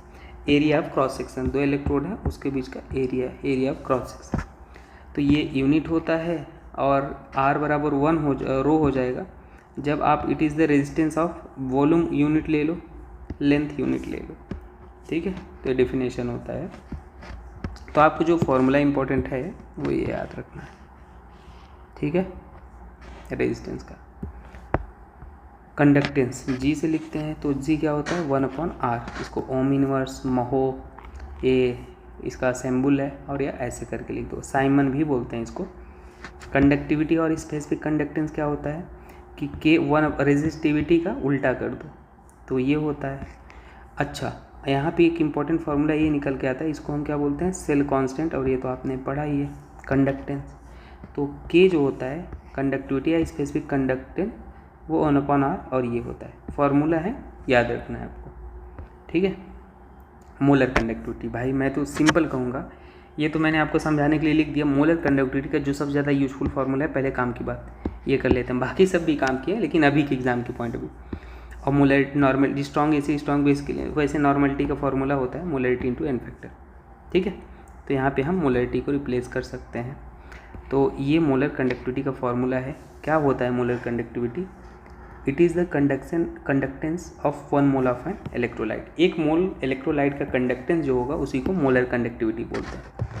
अब conductance of 1 centimetre cube of an electrolyte क्या हो जाएगा, के हमने ये एज्यूम किया 1 सेंटीमीटर क्यूब का के है, तो V सेंटीमीटर क्यूब का मल्टीप्लाई कर देंगे, वही एक टॉफी का प्राइस इतना, तो V का V से मल्टीप्लाई कर दिया, assume concentration of electrolyte M molar, मतलब इलेक्ट्रोलाइट जो भी है उसका एम मोलर कॉन्सेंट्रेशन है। तो M mole in 1 litre, concentration क्या होता है, number of mole divide by volume in litre. और यहाँ पे क्या हो जाएगा, ध्यान से देखना कि एम मोल, इसका मोलर का डेफिनेशन ही होता है एम मोलर, मतलब मोलैरिटी मतलब क्या होता है, number of moles of solute present in 1 litre solution. तो अगर एम मोलर आपने कॉन्सेंट्रेशन मान लिया तो इसका मतलब एम मोल होगा इन 1 लीटर सॉल्यूशन, या इसी को 1000 सेंटीमीटर क्यूब बोल दो। तो volume of M mole of electrolyte कितना हो गया, इतना, और 1 मोल को आप लिख सकते हो 1000 डिवाइड बाई एम, है ना। कॉन्सेंट्रेशन क्या होता है, N/V होता है। तो बस वही मोल को हमने यहाँ पे फिलहाल इसके टर्म्स में लिख लिया, 1 मोल इक्वल टू इतना, और हमारे पास फार्मूला ये निकल के आ जाता है। मैं कहूँगा आप इसको अगर नहीं भी समझे तो कभी क्लास में समझाऊँगा, ये याद रख लो, एक्चुअल में मैं आपको इस पर फोकस करना चाहता हूँ। और यहाँ पे इसका यूनिट याद रख लो।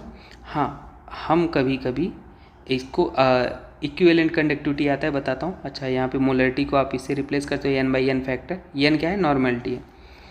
तो अगर कभी आपको यूनिट में चेंजेस आए, मान लो ये तो सेंटीमीटर में आपने निकाला, मीटर में आए तो यहाँ 10⁻⁻⁶ कर लेना, ठीक है। इक्विवेलेंट कंडक्टिविटी क्या होता है, simple, conductance of 1 gram equivalent of electrolyte. तो यहाँ पे नॉर्मेलिटी आ जाता है, और नॉर्मेलिटी क्या होता है, मोलरिटी इंटू एन फैक्टर, तो मोलरिटी इंटू एन फैक्टर रख दिया। और ये इतनी वैल्यू क्या थी आपको याद है, मोलर कंडक्टिविटी, अभी ऊपर आपने पढ़ा इतनी वैल्यू ये, तो मोलर कंडक्टिविटी लिख दिया उसकी जगह, और यहाँ पे क्या लिख दिया, एन फैक्टर लिख दिया, ठीक है। ठीक, तो ये भी फॉर्मूला इंपॉर्टेंट है, ये कि आपको याद रखना है।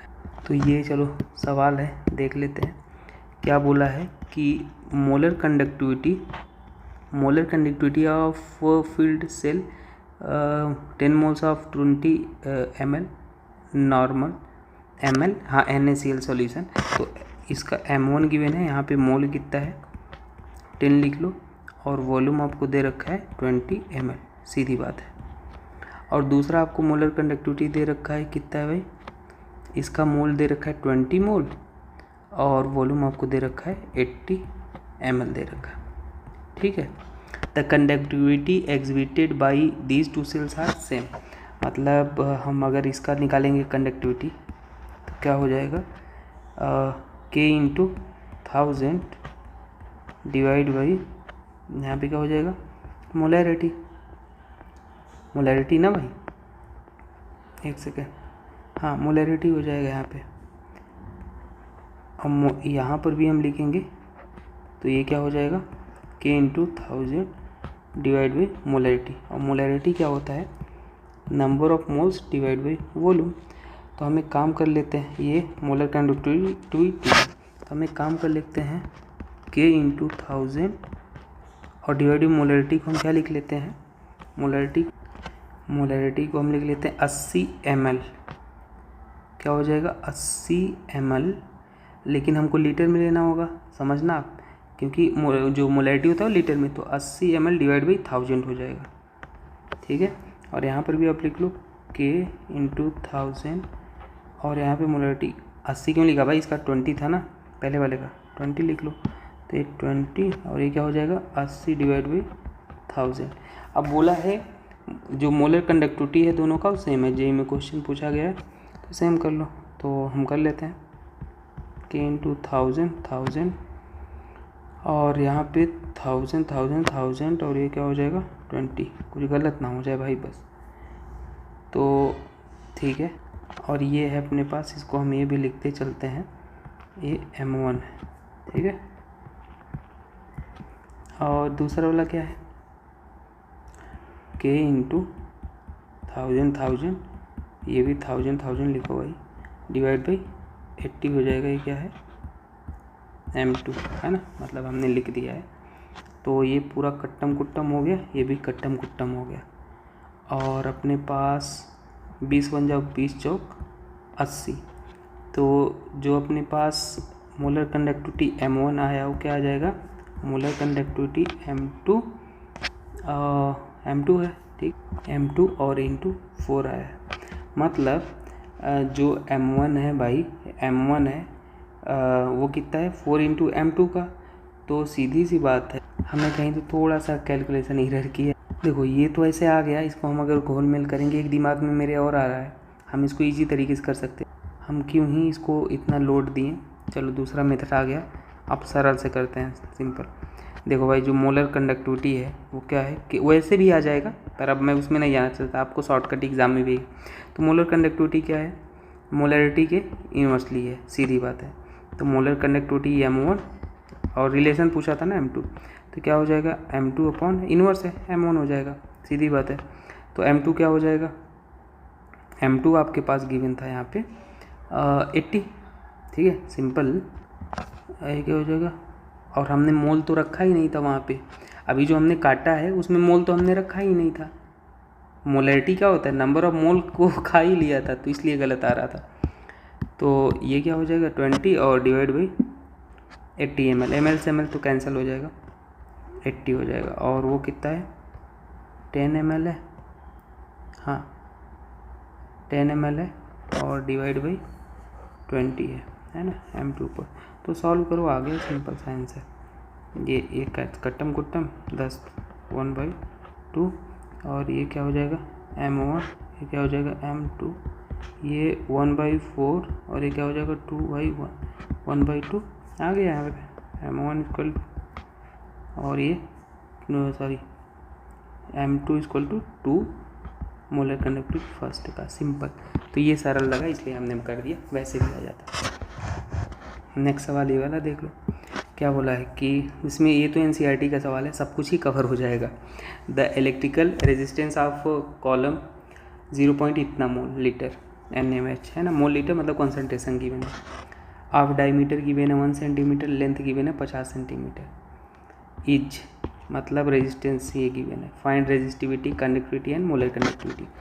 मोलरिटी दे रखा है mole per litre, diameter 1 centimetre, length इतना, रेजिस्टेंस भी दे रखा है। तो R बराबर रो एल अपॉन है, तो R कितना है इतना, रो एल कितना है 50, और ए कितना है 0.78, ठीक है भाई। ये क्या लिखना है, एरिया, एरिया कैसे निकालते पता है, पाई R स्क्वायर से। ये मत बोल देना सर ये कैसे कर दिया, एरिया क्या होता है पाई R स्क्वायर। तो यहाँ पे वैल्यू पुट करके ये आ जाता है एरिया, ठीक है। और अपने पास रो बराबर आ गया, तो एरिया अपने पास इतना आ गया, ये निकाल दिया इधर। तो के बराबर क्या होता है, स्पेसिफिक कंडक्टिविटी 1/r, और सेल कांस्टेंट तो n/r, और सेल एल की वैल्यू इतना, ये तो इतना आ गया। और के क्या होता है 1/ रेजिस्टिविटी, ये भी तो होता है। तो हमने ये पुट करके ये निकाल लिया। मोलर कंडक्टिविटी क्या होती है, K × 1000 पर मोलरिटी, के आ गया इतना, ये और मोलरिटी आपके पास गिवन था, ये आ गया। तो कई सारे सवाल इससे क्लियर हो गए, NCERT में गिवन है। चलो भाई, फैक्टर अफेक्टिंग इलेक्ट्रोलिटिक कंडक्टेंस, तो कौन कौन से फैक्टर हैं। नेचर ऑफ इलेक्ट्रोलाइट, जैसे स्ट्रॉन्ग इलेक्ट्रोलाइट क्या होते हैं भाई, ionise almost completely in solution resulting in high concentration, जैसे ये वाले होते हैं ना, तो हाई कंडक्टेंस होता है इनका स्ट्रॉन्ग इलेक्ट्रोलाइट का। वीक इलेक्ट्रोलाइट जैसे ये पार्शियली आयनाइज्ड होते हैं, और कुछ ही आयन देते हैं, और कुछ ही आयन होगा तो कंडक्टेंस भी कम होगा, मतलब है ना, आयन ही नहीं होगा तो कंडक्टेंस कम हो जाएगा, जैसे ये वीक इलेक्ट्रोलाइट। आयनिक इंटरेक्शन, आयनिक इंटरेक्शन क्या होता है 1/ आयनिक मोबिलिटी, ज़्यादा भीड़ भाड़ होगा तो इंटरेक्शन कम होगा, मोबिलिटी कम हो जाएगी। तो nature of solvent, dielectric constant जो होता है वो आयनाइजेशन को इंक्रीज करेगा, नंबर ऑफ आयन इंक्रीज होंगे जिससे, और कंडक्टेंस बढ़ जाएगा। आयन से इंक्रीज हुए फ्लो ऑफ इलेक्ट्रॉन होगा, कंडक्टेंस बढ़ जाएगा। विस्कोसिटी इन्वर्सली होता है आयनिक मोबिलिटी और कंडक्टेंस के। हाइड्रेशन, हाइड्रेशन क्या होता है, या सॉल्वेशन बोलते हैं 1/ आयनिक मोबिलिटी कंडक्टेंस, याद रख लो। तो ये होता है भाई कंडक्टेंस, हाइड्रेशन सॉरी, ठीक है। डाइल्यूशन, ये हमने वोस्टवाल डाइल्यूशन लॉ में पढ़ा है, अल्फा क्या होता है वीक एसिड के लिए K/C। तो फॉर वीक इलेक्ट्रोलाइट जो डिग्री ऑफ डिसोसिएशन होता है K/C होता है। मतलब देखो डाइल्यूशन बढ़ा, डाइल्यूशन मतलब अल्फा बढ़ा रहा है, वॉल्यूम बढ़ेगा, कॉन्सेंट्रेशन घटेगा, क्योंकि कॉन्सेंट्रेशन जो होता है वॉल्यूम के इन्वर्स होता है, तो अल्फा बढ़ेगा। कॉन्सेंट्रेशन घटा तो अल्फा बढ़ेगा इसके, तो नंबर ऑफ आयंस भी बढ़ेंगे भाई, डाइल्यूशन बढ़ाएंगे तो आयंस भी बढ़ेंगे, कंडक्टेंस भी बढ़ेगा, ये चीज़ याद रख लो। स्ट्रॉन्ग इलेक्ट्रोलाइट है 100% डिसोसिएशन, अल्फा की वैल्यू 1 हो गई, मतलब डाइल्यूशन बढ़ाए तो वॉल्यूम बढ़ा, स्पेस बिटवीन आयंस बढ़े, आयनिक इंटरेक्शन थोड़ा कम हो जाएगा, क्योंकि ज़्यादा फैल के हो गए तो इंटरेक्शन कम, आयनिक मोबिलिटी ज़्यादा फैल के दौड़ेंगे, और कंडक्टेंस ज़्यादा। तो ये आपको याद रखना है। मोलर कंडक्टिविटी, डाइल्यूशन बढ़ाओगे मोलरिटी घटेगा और मोलर कंडक्टिविटी बढ़ेगा। इक्विवेलेंट कंडक्टिविटी, अगर डाइल्यूशन बढ़ाओगे नॉर्मलिटी घटेगा, इक्विवेलेंट मोल कंडक्टिविटी इंक्रीज होगा। टेम्परेचर, आयनिक मोबिलिटी, कंडक्टेंस के डायरेक्टली होता है। तो ये चीज़ें आप याद रख लो, मैंने आपको टू द पॉइंट चीज़ें बता दी हैं जो ज़रूरत थी। अब देखो molar conductivity at infinite dilution. तो मोलर कंडक्टिविटी जो होता कंडक्टेंस होता है एट इनफाइनाइट डाइल्यूशन या ज़ीरो कॉन्सेंट्रेशन बोलते हैं, इसको ऐसे या ऐसे लिखते हैं। तो जब भाई molar conductance eight infinite dilution means the molar conductance of an electrolyte, जब कॉन्सेंट्रेशन क्या हो जाए ज़ीरो को अप्रोच करे, मतलब बहुत ज़्यादा डाइल्यूशन कंडीशन हो तो when an electrolyte is dissolve in water, तो हाई कॉन्सेंट्रेशन पे आयंस आर क्लोजर होते हैं और देयर इज आयनिक इंटरेक्शन होता है, मूवमेंट ऑफ आयन इज हिंड्रेड होता है ना, सीधी सी बात है हिंड्रेड होगा और लोअर मोलर कंडक्टेंस होगा। तो ये मैं क्यों बता रहा हूँ अभी देखना। तो on dilution distance between ion increase, dilution और आयनिक इंटरेक्शन थोड़ा सा घट जाएगा, आयंस इजीली मूव करेंगे और कंडक्टेंस बढ़ जाएगा। इनफाइनाइट डाइल्यूशन पे क्या होता है, कॉन्सेंट्रेशन जीरो को अप्रोच करता है, मतलब आयंस बिहेव कम्प्लीटली इंडिपेंडेंट और नो इंटरेक्शन बिटवीन आयन, तो मोलर कंडक्टेंस बिकम मैक्सिमम, और इसी को हम बोलते हैं इनफाइनाइट मोलर कंडक्टिविटी, मतलब वही है जो अपन ने हेडिंग देखा। अब यहाँ से एक इक्वेशन आता है डीवाई हकल कॉन्सगर इक्वेशन, बहुत ही बड़ा डेरिवेशन अपन मास्टर में पढ़े हैं, डिराइव करना पड़ता है, पर आपके लेवल भी बहुत छोटा है। ये भी चीज़ें मैंने बहुत आपको बता दी, कम ही है फार्मूला। तो यह बेसिकली एक्सप्लेन करता है वाई कि मोलर कंडक्टिविटी स्ट्रॉन्ग इलेक्ट्रोलाइट की क्यों कम होती है जब कॉन्सेंट्रेशन बढ़ाया जाता है। तो हमें पता है कि इलेक्ट्रोलाइट किसी भी सॉल्यूशन में electrolyte ions attract each other due to electrostatic, ions है भाई पॉजिटिव नेगेटिव, तो ये इलेक्ट्रोस्टैटिक फोर्स होगा, फिजिक्स में पढ़ते हो कूलम्ब्स लॉ है ना, तो उनके बीच में इलेक्ट्रोस्टैटिक फोर्स होगा और because of that electrostatic force attraction ions can not move completely, तो इसलिए कंडक्टेंस हमारे पास घट जाएगा, सीधी सी बात है। तो यहाँ से एक इक्वेशन निकल के आता है, ये क्या होता है, मोलर कंडक्टेंस है, मोलर कंडक्टेंस, और ये conductance at molar conductivity at infinite dilution, और ये minus B into under root C. तो ये आपको इक्वेशन याद रखना है, एनसीईआरटी में गिवन है। कंपेयर करोगे y equal to C plus M X, ये आता है, ये याद रख लेना। ये नीचे वाला ग्राफ वीक इलेक्ट्रोलाइट के लिए होता है, वीक इलेक्ट्रोलाइट, ठीक है, ये पूछा है कोई एग्जाम में, और ऊपर वाला ग्राफ स्ट्रॉन्ग इलेक्ट्रोलाइट के लिए होता है, स्ट्रॉन्ग इलेक्ट्रोलाइट स्लोप बी है, ठीक। तो ये चीज़ें आपको याद होनी चाहिए भाई, ग्राफ, ठीक है। चलो आगे देखते हैं। अब रिलेशन, ये तो रिलेशन पढ़ ही लिया, आप कितनी बार पढ़ेंगे। तो weak strong electrolyte, weak electrolyte, यही है। यहाँ से उसके बाद कोलराउस लॉ निकल के आता है कि एट इनफाइनाइट डाइल्यूशन पे जो मोलर कंडक्टिविटी होता है इलेक्ट्रोलाइट का, वो इक्वल होता है sum of individual ion of conductivity. अब ये मैं सरल भाषा में आपको समझाता हूँ। मान लो ये एक इलेक्ट्रोलाइट है, इनफाइनाइट डाइल्यूशन पे जो इसका आप कंडक्टिविटी निकालोगे तो इसको ब्रेक करो आयंस में, एक्स एफ वाई, जो इधर है इधर जाएगा और जो इधर है वो इधर जाएगा। वो क्या हो जाएगा, ये आयन है इनटू इसका molar conductivity at infinite, lambda से लिखते हैं, कुछ भी आप नाम देते हो, प्लस वाई इंटू इसका जो मोलर कंडक्टिविटी है ये लिख लो। ये होता है कोलराउस लॉ, है ना। आयंस जो होते हैं उनकी इंडिविजुअल सम करके लिख लो। इक्विवेलेंट कंडक्टिविटी में क्या होता है आपको पता है ना, इक्विवेलेंट कंडक्टिविटी क्या होता है, molar conductivity divide by N factor, ये रिलेशन होता है, मत भूलना। इक्विवेलेंट कंडक्टिविटी में ये आप रिमूव नहीं लिखते हो, यहाँ पे आप नोटिस कर, यहाँ पे आप ये आयंस जो हैं वो लिख रहे थे, लेकिन इक्विवेलेंट में आप आयंस यहाँ पे नहीं लिखते हो, देख रहे हो, नहीं, इक्विवेलेंट मोलर कंडक्टिविटी। तो ये डिफरेंस होता है मोलर कंडक्टिविटी और इक्विवेलेंट मोलर कंडक्टिविटी।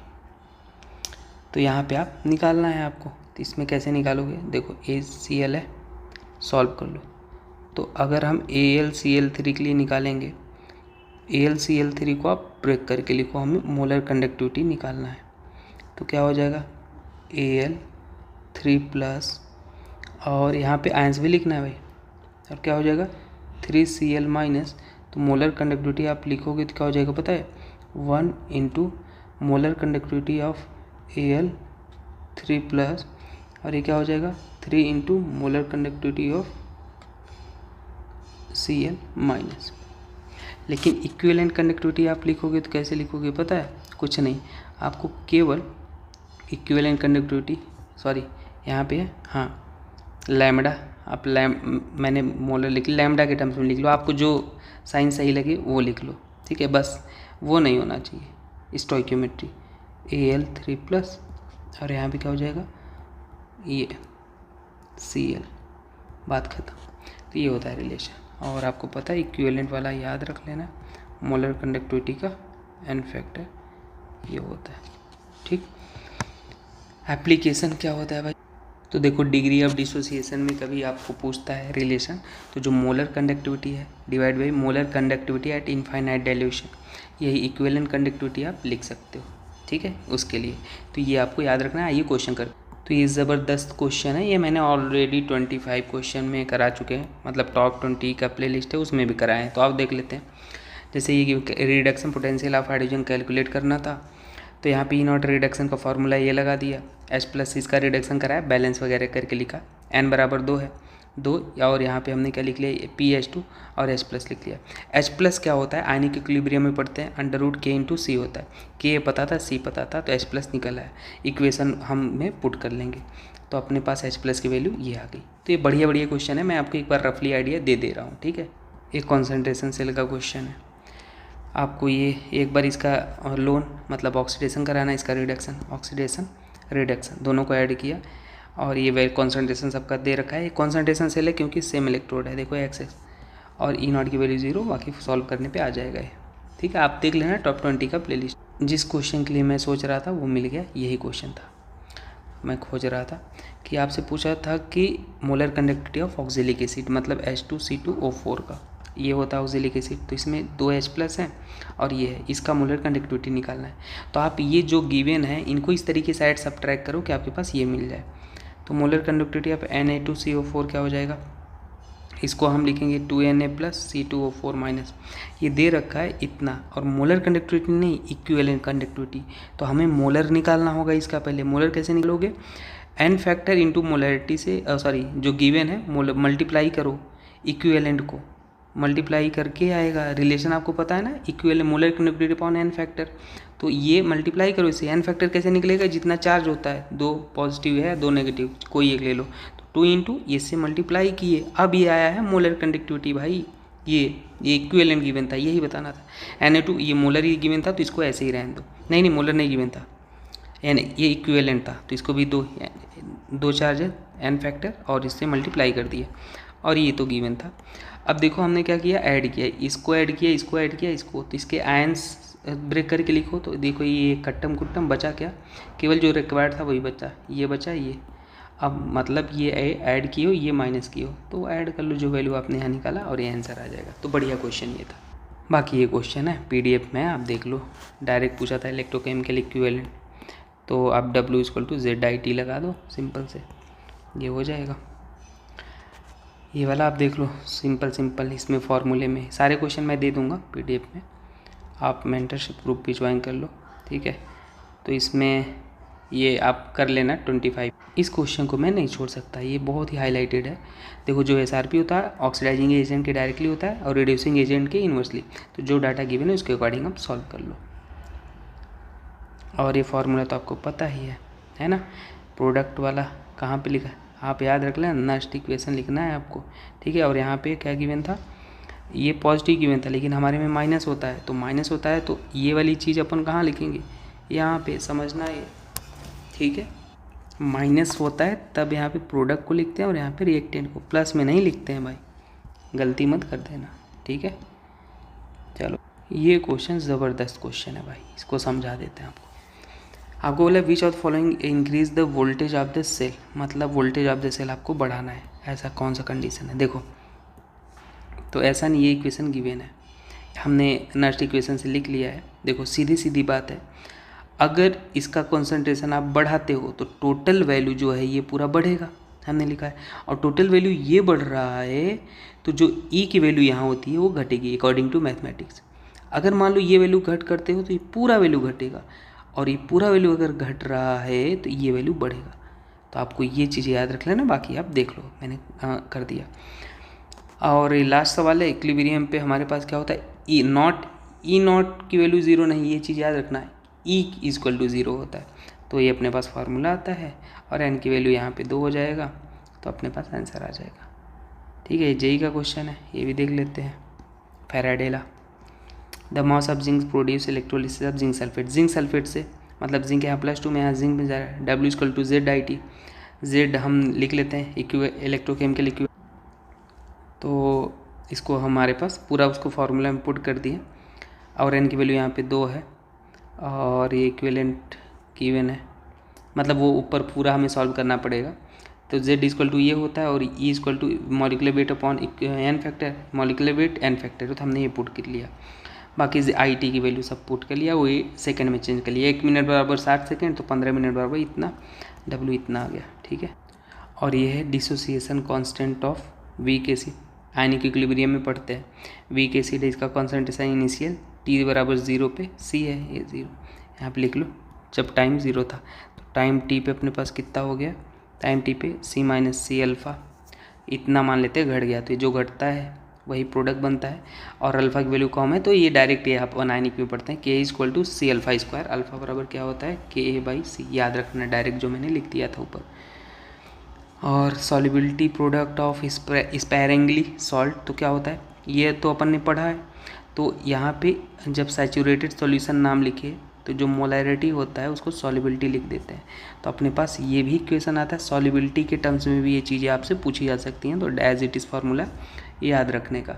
बाकी अब हमने एक क्वेश्चन रख दिए हैं, आप इसको सॉल्व करना। ठीक है, जेई वाले क्वेश्चन। और यहाँ से हमारा इलेक्ट्रोकेमिस्ट्री समाप्त। अब हम इनऑर्गेनिक केमिस्ट्री में एंट्री लेंगे। Thank you.